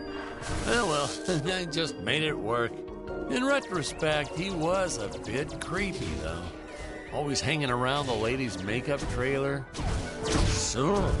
So creepy. Oh, well, who can blame him? We had some really nice eye candy on the set. But he was creepy.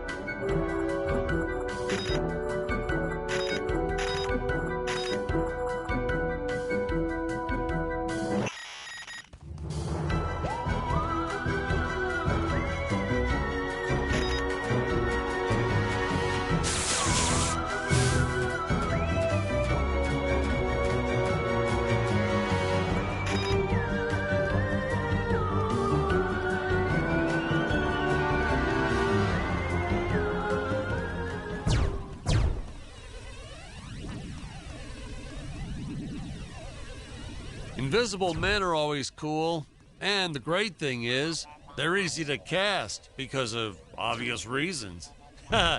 Actually, that's what I wish I was when my ex-wife or IRS come knocking at my door. Forget I said that.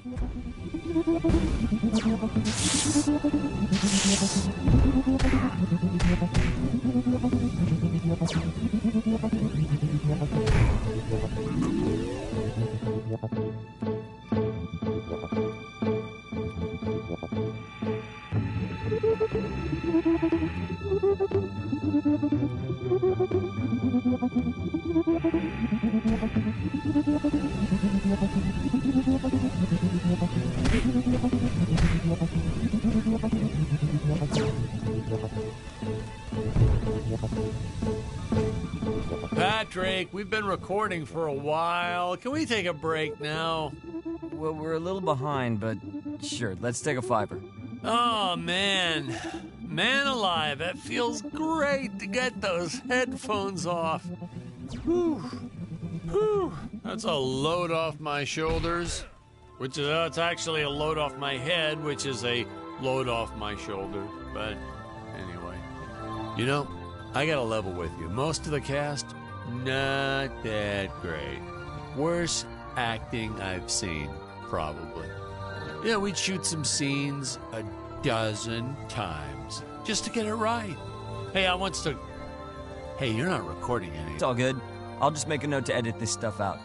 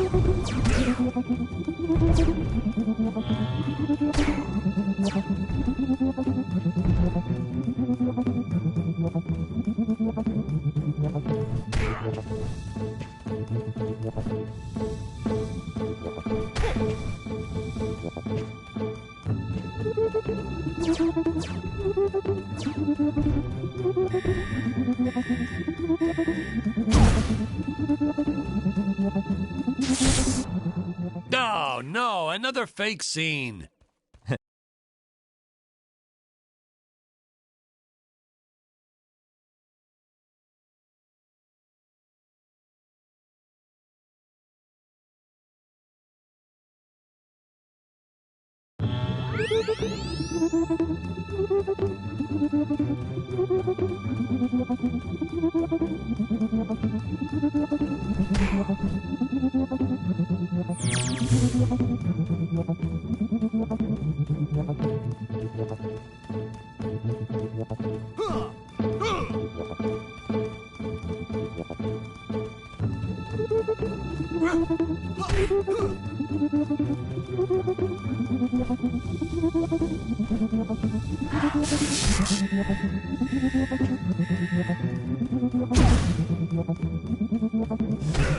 Jonathan, that was an odd one. He used to tell me that after he makes it big, he doesn't want to be Jonathan Digby anymore. He wants to be J. Dig.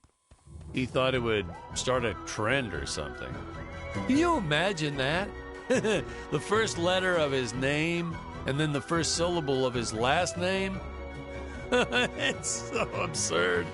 That's the sort of thing that would never catch on. Oh, especially in the entertainment industry.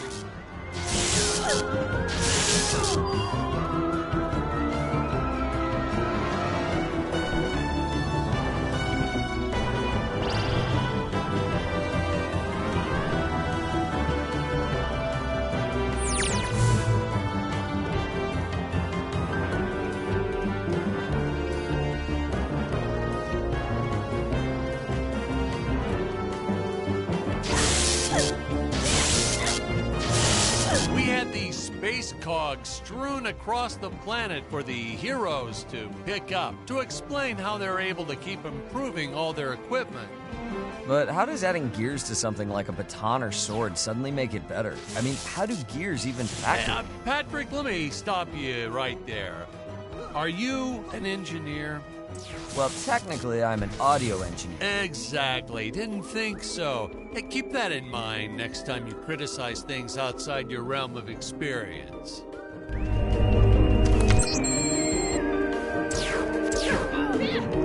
You have any idea what sort of blood, sweat, and tears went into creating this army and making them all move around on cue? No, seriously, do you? Because I'm still stumped by this. I watched the scenes and I just, flabbergasted by the amount of work someone must have done to make all this happen.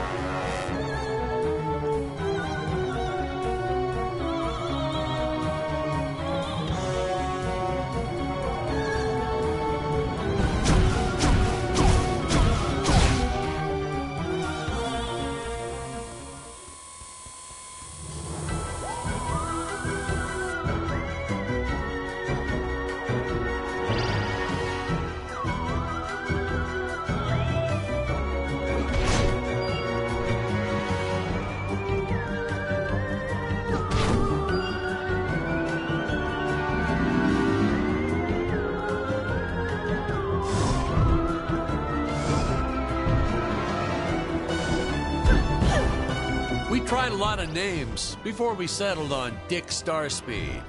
Let's see, we had Lance Laser, Gary Galaxy, Samuel Satellite, Nacho Nova. That was my favorite. Yeah, we did a whole lot of those same first letter thing for a while there. The execs wanted us to go with Dick, though. For a while, we were going to go with Dick Missile, I think. The studio didn't care much, as long as we steered clear of Uranus and black holes. Dick Missile penetrating deep into a black hole, then going to Uranus. That would have been a knee slapper.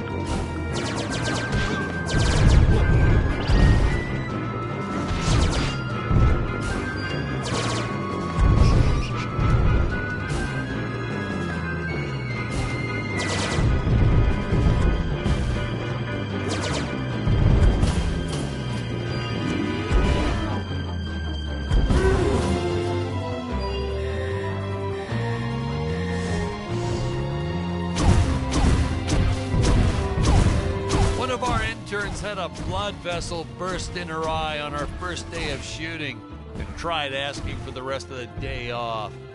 You expect us to pay you nothing to do nothing? I told her. But then it gave me the idea for these exploding eyeball monsters, so I let her take a full 15-minute break for lunch that day.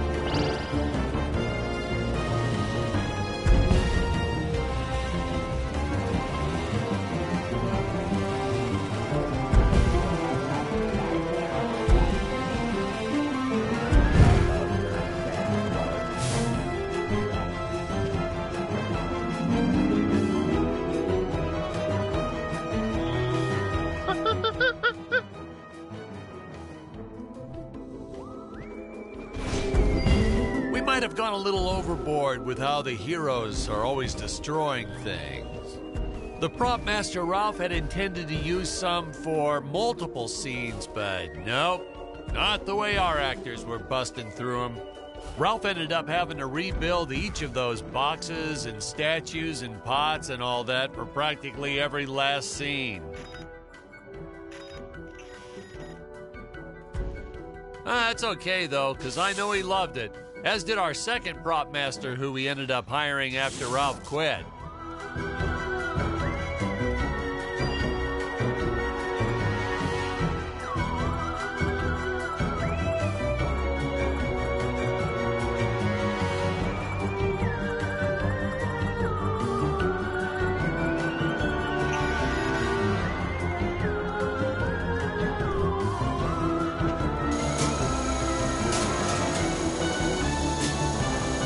I was going through a phase back in the 70s. Always had mood rings on.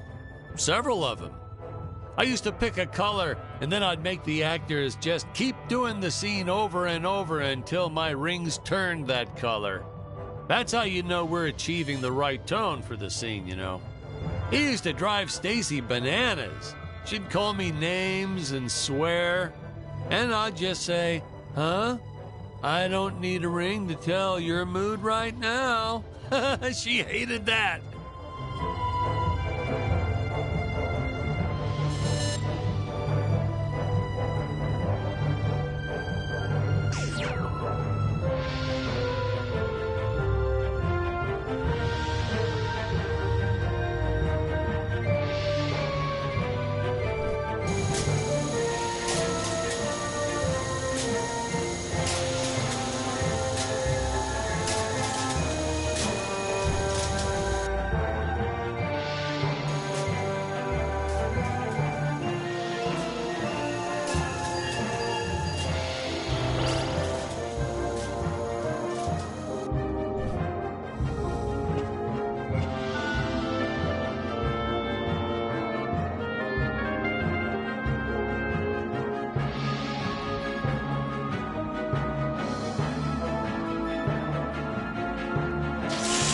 You know the best part about releasing this new DVD will be?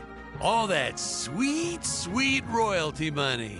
Man, I can't wait till that starts rolling in. Of course, the old VHS we put out back in the 80s and the TV syndication pay out royalties too.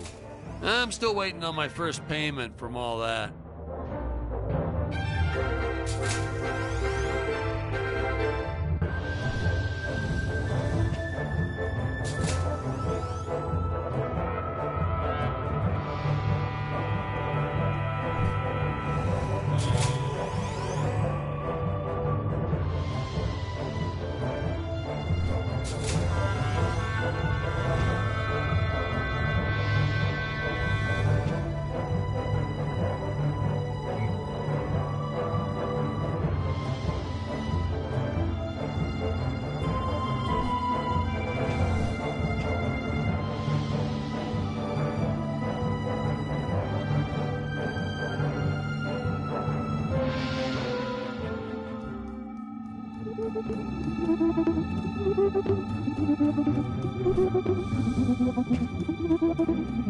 Your days are numbered, Dr. Peculiar. There is nowhere to run. Transmitted our entire conversation to my father. Indeed she has.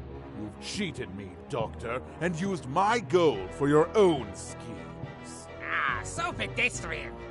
The moneylenders obstructing the efforts of the scientist. Did you actually think you could get away with this? Actually, I still do. My positronic shield consists of 8 energy rings. As long as even one of them remains intact. Silence, traitor! I grow tired of your incessant techno-babble. As I was saying, my shield is invulnerable to your meager weaponry. And because I am an evil genius, I have fastened the energy rings to a gigantic mutant octopus!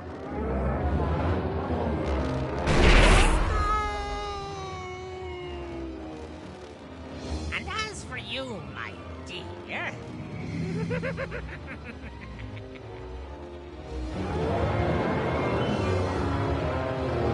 They called me mad, but if they could see me now...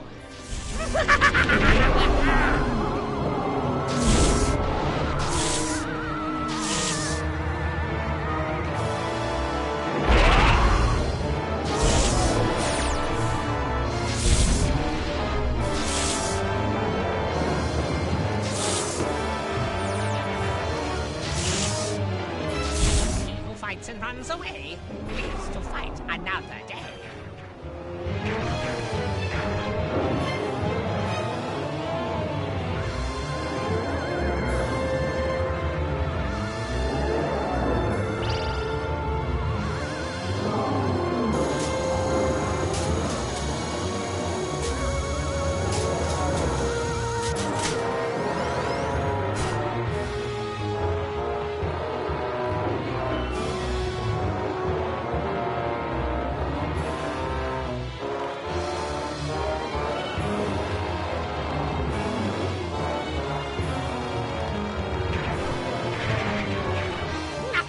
Stop me!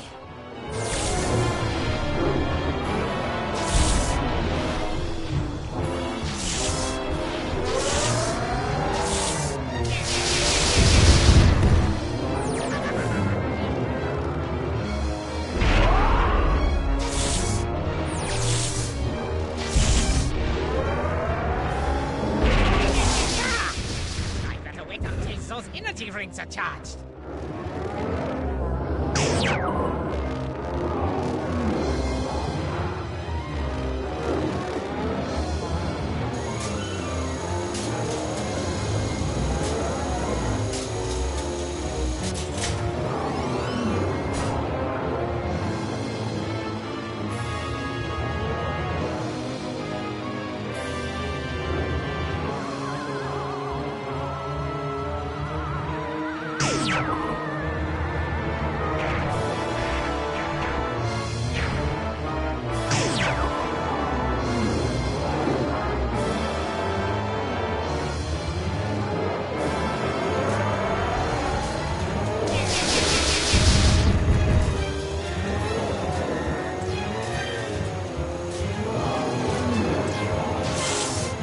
I call a well-armed defense system. Because it's an octopus and it has many arms. All right. Okay.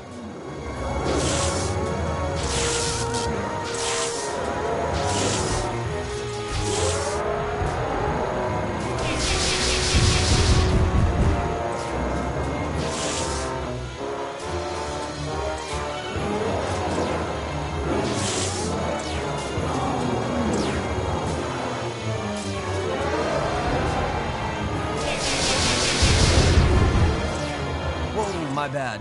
Don't worry, I have the right clip now.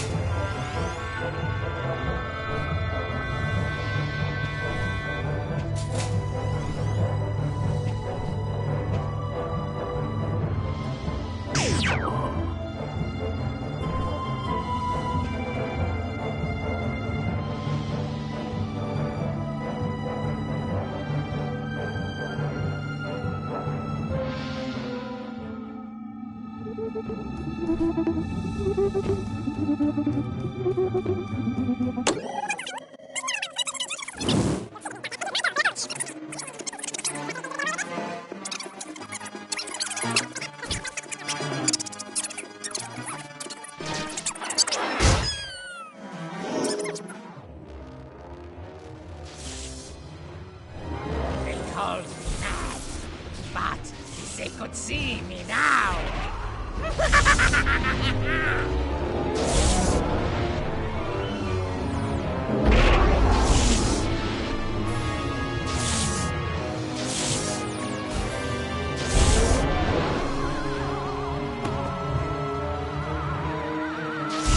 Who fights and runs away lives to fight another day.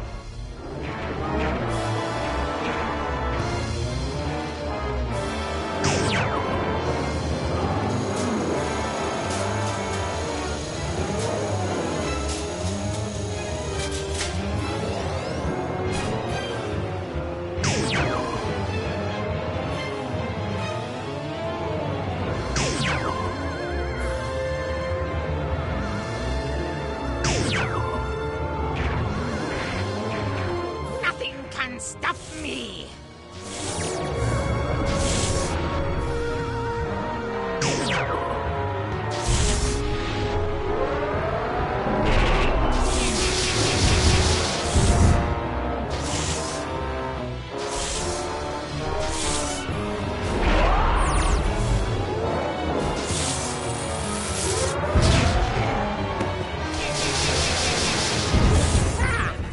I better wait until those energy rings are charged.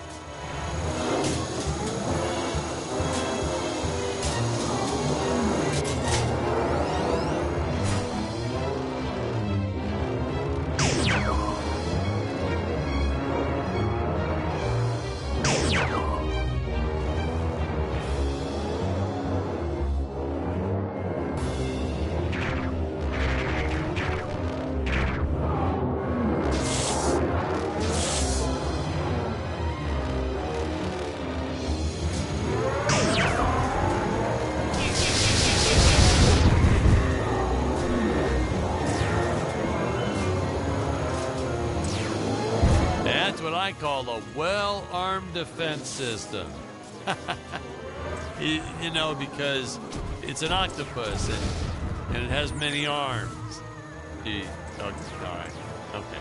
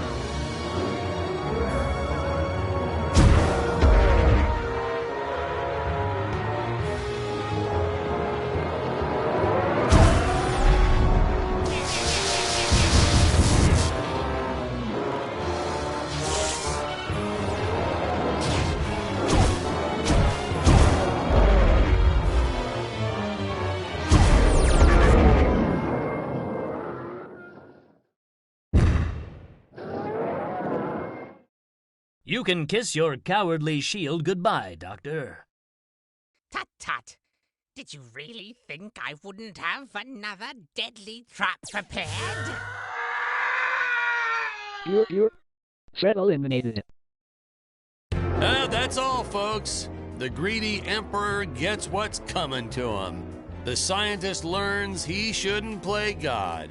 Spectacular monsters, large-scale pyrotechnics.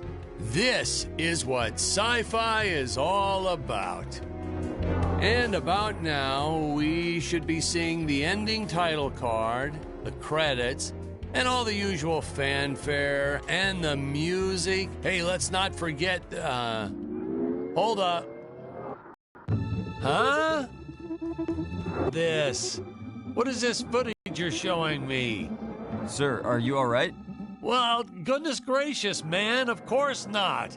You got the wrong movie. But sir, Where'd they get this footage? What, did they film it when I was in the restroom? Impossible. I always used to make Carl go with me to discuss our next shot.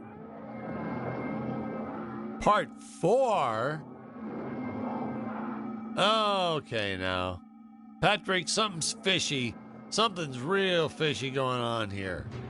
I'm gonna make some phone calls. This isn't right.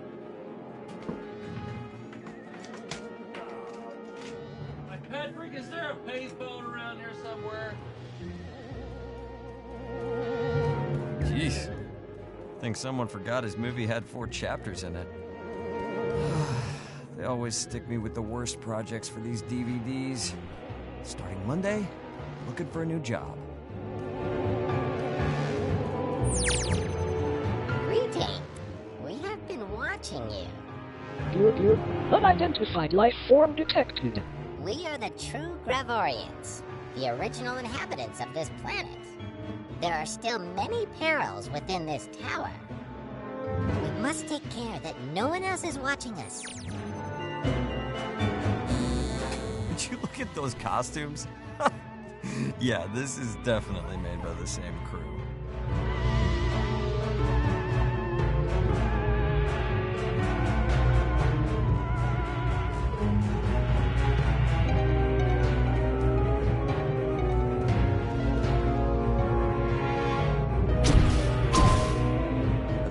Made from those inflatable air dancer things you see outside stores. Oh, they must have borrowed them from Emperor Greg's used car lot. No doubt about it. If the director was good at anything, it was figuring out how to do things as cheap and cheesy as can be.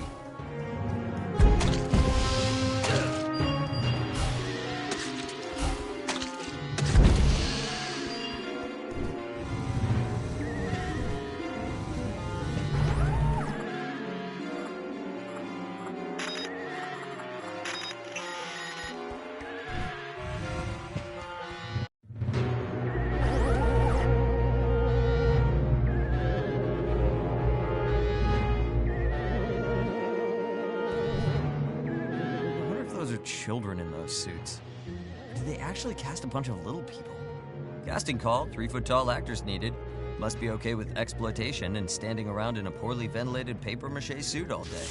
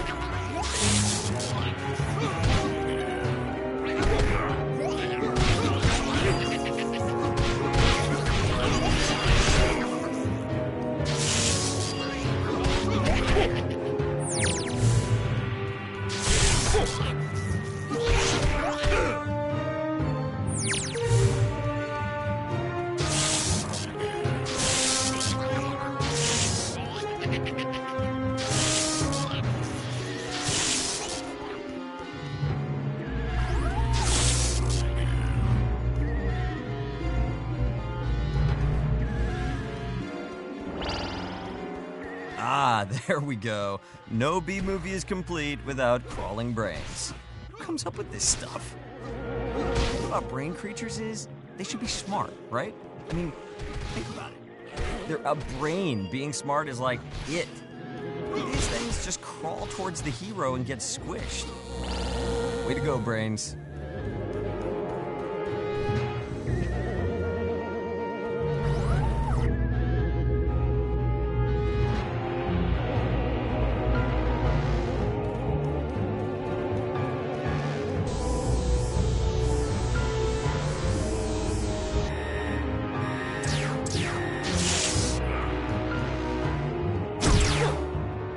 Yep, another one for the deleted scenes.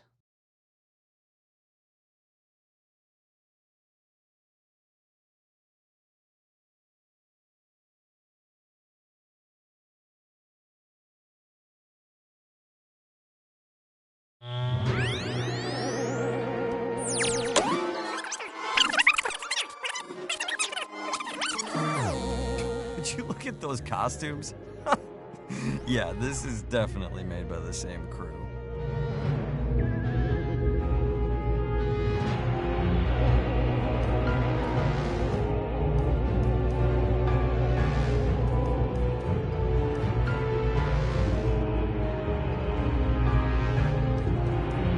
Are those plants made from those inflatable air dancer things you see outside stores? Oh, they must have borrowed them from Emperor Greg's used car lot. No doubt about it. If the director was good at anything, it was figuring out how to do things as cheap and cheesy as can be.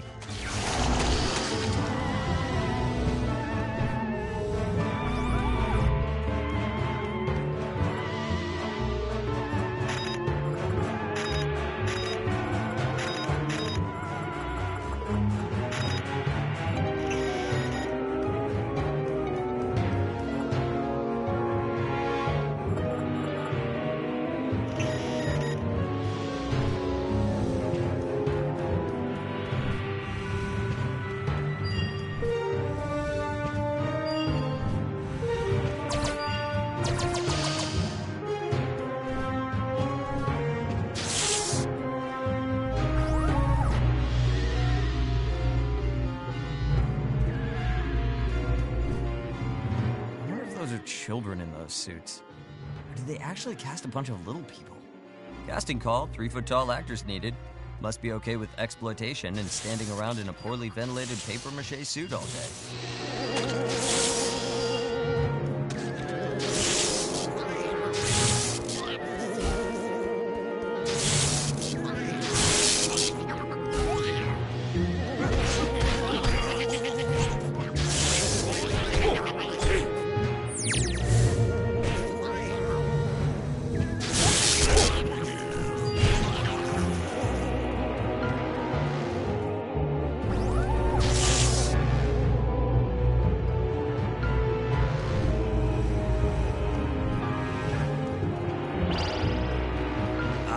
There we go. No B-movie is complete without crawling brains. Who comes up with this stuff? What about brain creatures is, they should be smart, right? I mean, think about it. A brain being smart is like it. These things just crawl towards the hero and get squished. Way to go, brains.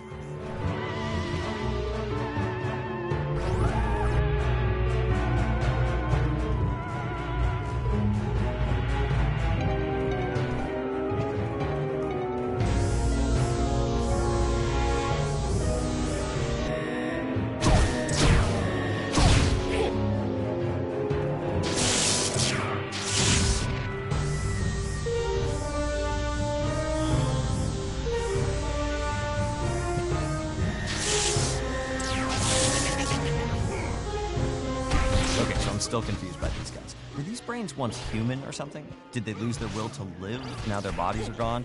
Ooh, maybe they're like cow brains. That's why they aren't so smart. Or maybe like a manatee brain. Yeah. Water cows are adorable.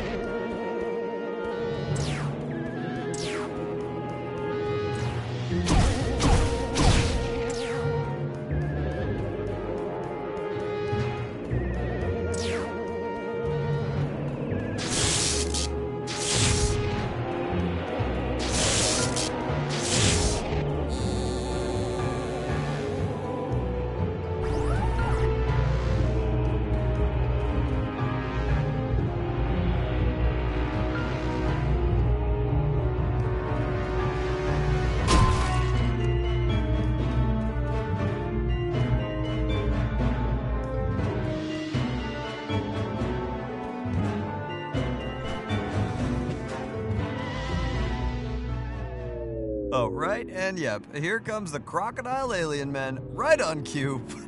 Where did they come from? Are they all friends with the bobblehead aliens?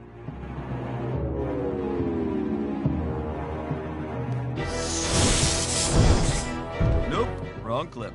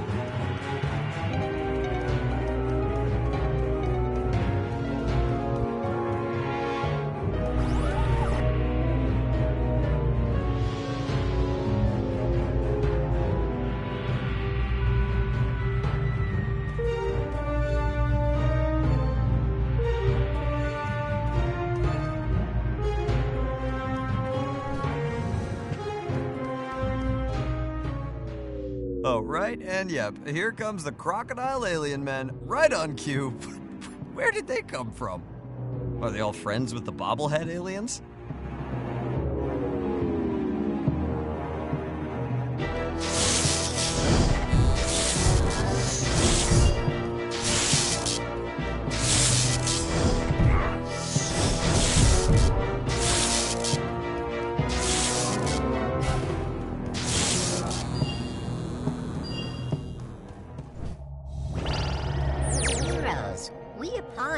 For our less hospitable Gravorian brothers. They cannot comprehend your importance. We have been studying the universe, and we believe you hold the key to its true nature. Whatever do you mean? Have you noticed you haven't died? Despite insurmountable odds against you, the universe is protecting you. Nonsense. We are alive because of our talents and our skills. I see, you'll need convincing. Behold, the aeronautical disruptor. It looks like a pair of scissors. I admit we don't know how the artifact works, but see what happens when I use it on an airborne object. Wow. Are they breaking the fourth wall? You missed, and yet you still killed it? How is this possible? The secret is to aim high. See you next time. They are breaking the fourth wall. For that?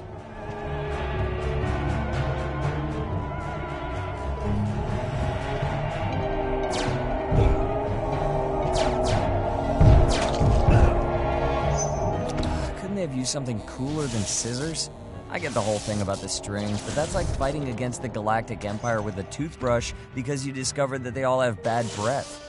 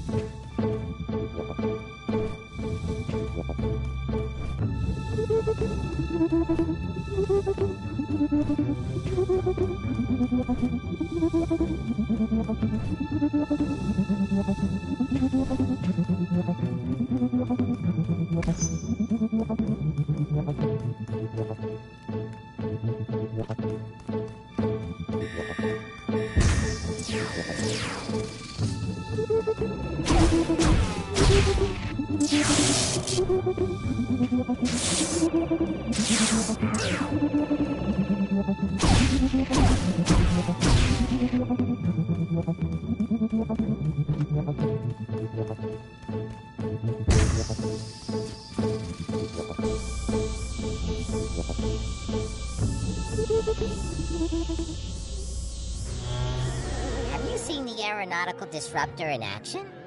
It contradicts everything we understand about flight. The phenomenon is a strange one indeed, but By studying your language, we've discovered there are some sounds which cannot be uttered. It's taken our elders many generations to create a list of these magic words. Please, take this tablet and read it in a loud, clear voice. what trickery is this? It's nothing but a list of curses and foul language. You see, even you can't speak the magic words. I most certainly could. I just choose not to use such vulgarity. Then the second artifact upholds the prophecy. Tread carefully. The others will try to destroy you. Yes, about that. Why are the other aliens trying to kill us? The others fear you, chosen ones. You have the power to alter reality. The naysayers want to silence you. Oh, I get it. With their G rating, they weren't allowed to swear in the movie.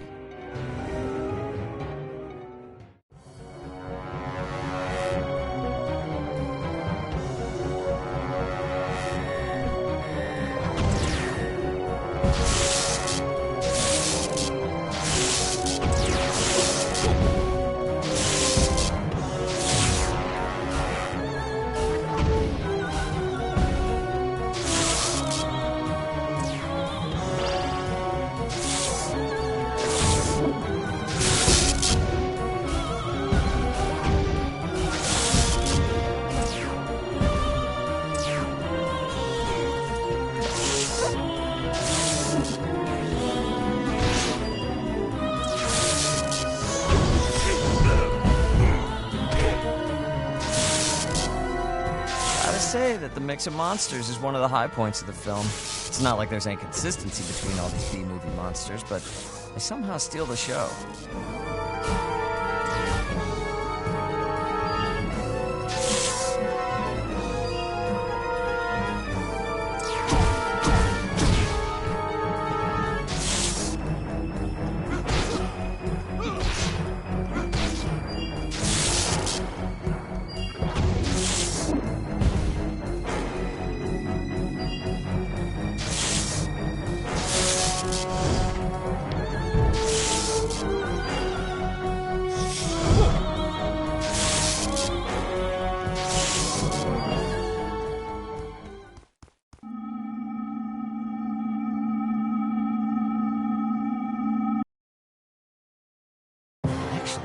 Big snail there looks like my old Aunt Bertha.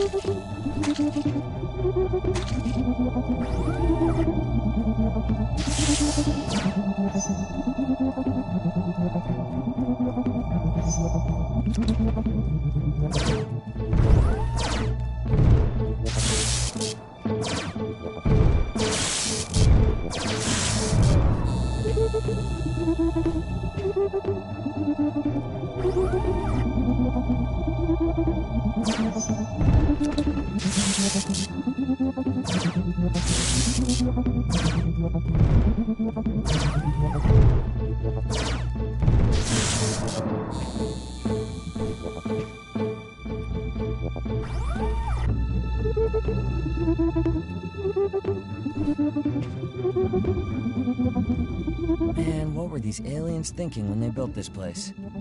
Like, they couldn't just build a normal stairway? Were tiles that appear and disappear right under your feet really the best option for getting up this tower?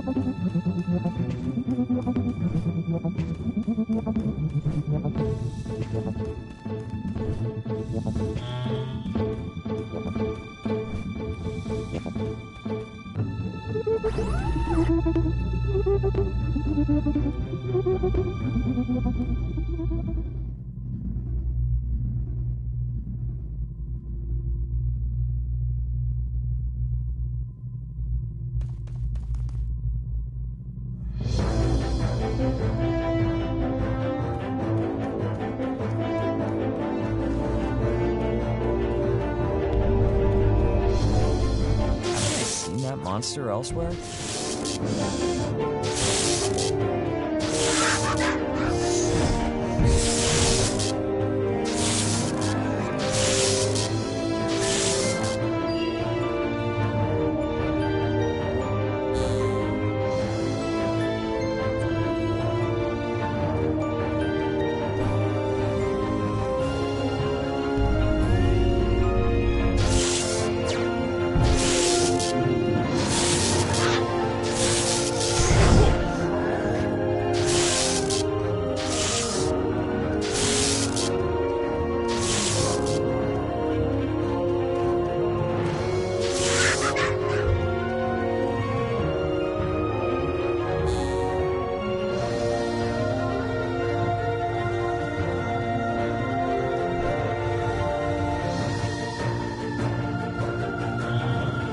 Hello there, Bertha.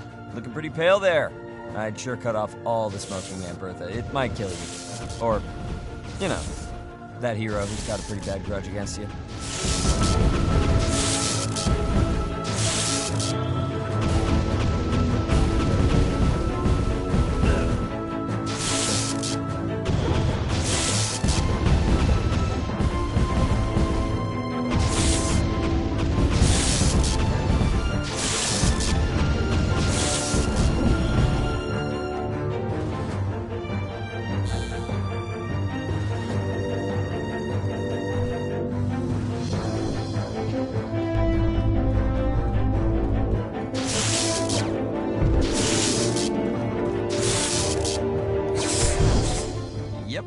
Another one for the deleted scenes.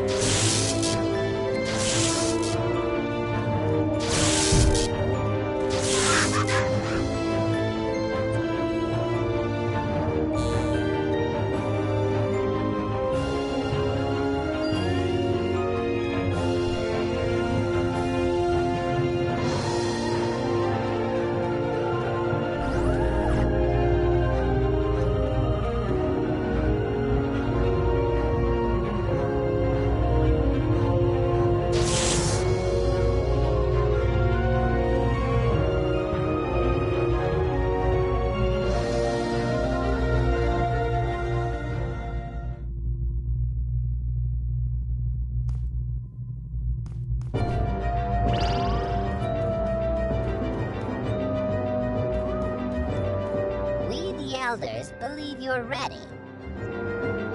We shall reveal to you the third and final artifact. Gaze upon this. It's just my reflection. I've seen it dozens of times. No. Gaze behind you. Whoa, hey now! Who are all those people? The great eye in the sky controls everything in our world. They must be its servants. We found one of their ancient scriptures. The Deadly Tower of Monsters. The thrilling tale of Dick Starspeed's battle to overthrow the evil Emperor of Gravoria. Every prophecy in the ancient scripture has come true. Only you can help us. Turn to page 63. Production note. Is it too late to change Dick's name? A bit lacking, no? No. Keep reading. The next section. Final confrontation. The Emperor discovers the whereabouts of the native Gravorians and endeavors to kill them for more gold. Oh, that is what you were afraid of. Fear not, Gravorians. His ship has fallen, so surely he is... At last, I have discovered the whereabouts of the native Gravorians. I shall endeavor to kill them for more gold!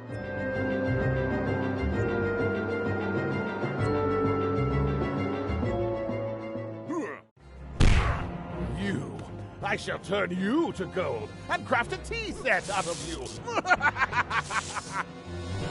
Better yet, I'll turn you into gold tiles for my bathroom floor. How dare you fight back? You will pay for this insolence.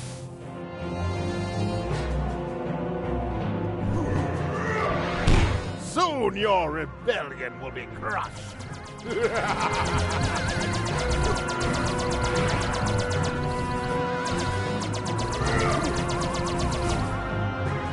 Quit being such a nuisance!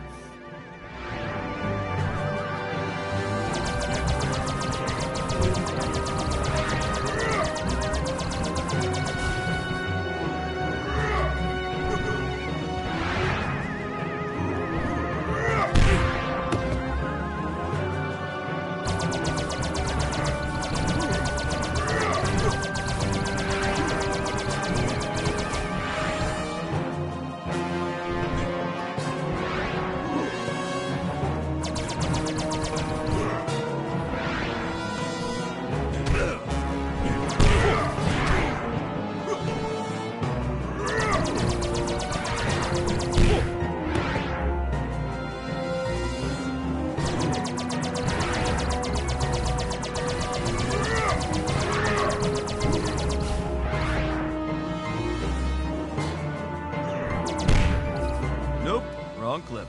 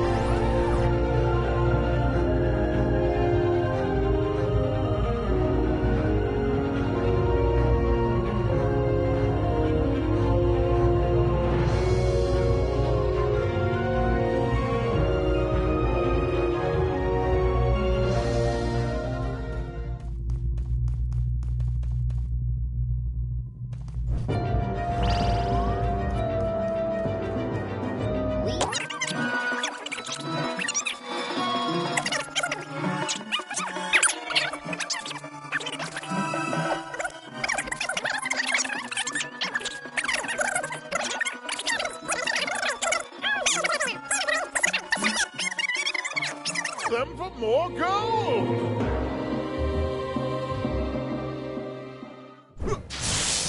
You, I shall turn you to gold and craft a tea set out of you! Better yet, how dare you fight back? You will pay for this!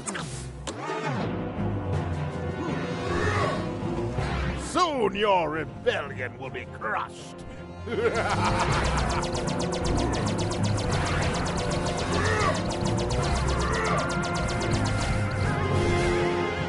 Quit being such a nuisance!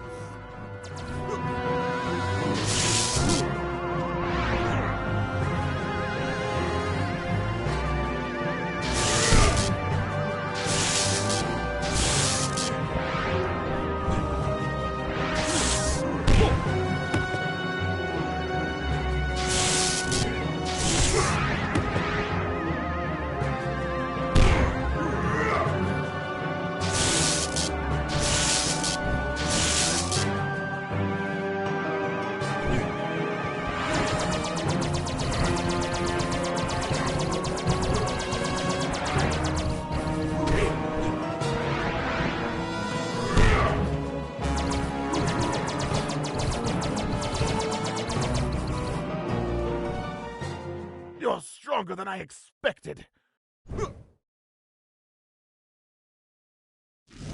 But you're no match for my throne ship.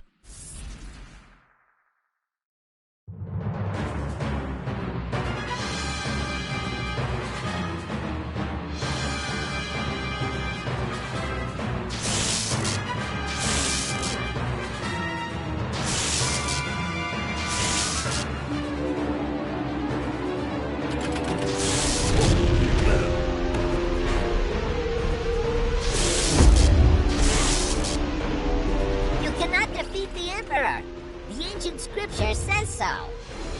Use the final artifact to find the eye in the sky. You must make contact with those people and change our destiny. Huh? What's going on?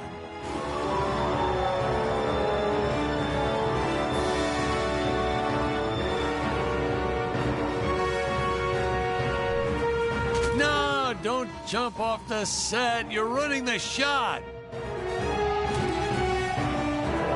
Hey, that really hurt. I've worked with some difficult actors before, but you are the worst.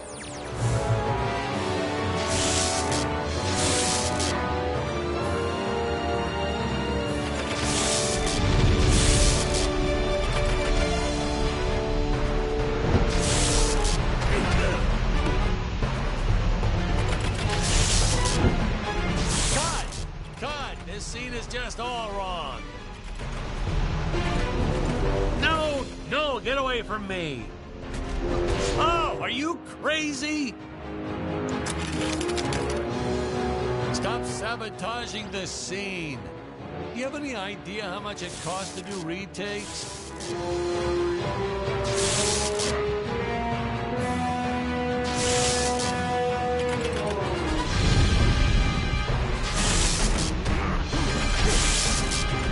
Oh, no, you don't.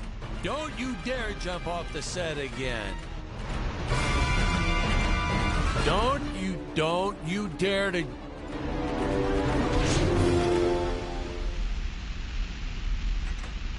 You've gone absolutely mad.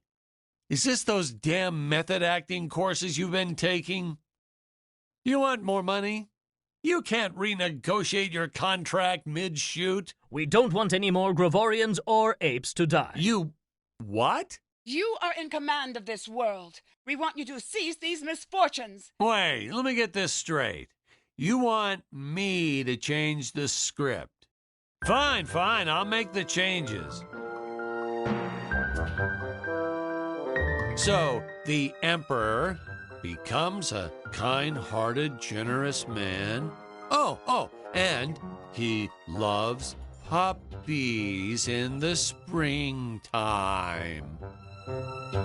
He frees the slaves, signs a peace treaty, yada, yada, yada. And bam! Everyone lives happily ever after. Okay, is that fine? Is everyone happy now?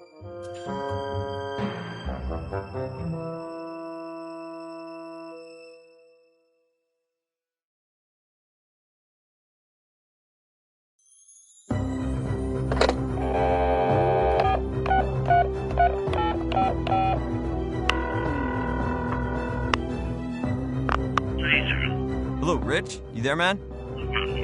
Dude, strangest day ever. We didn't really finish the commentary for that sci-fi DVD. That Dan Smith guy just up and left, like he forgot he filmed the last half or something.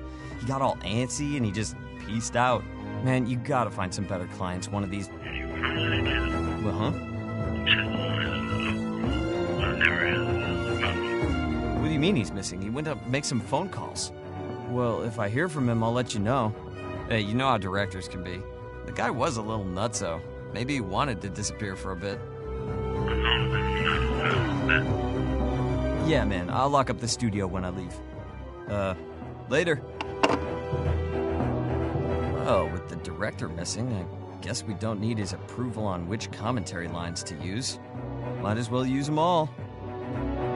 Good call, Patrick. Good call.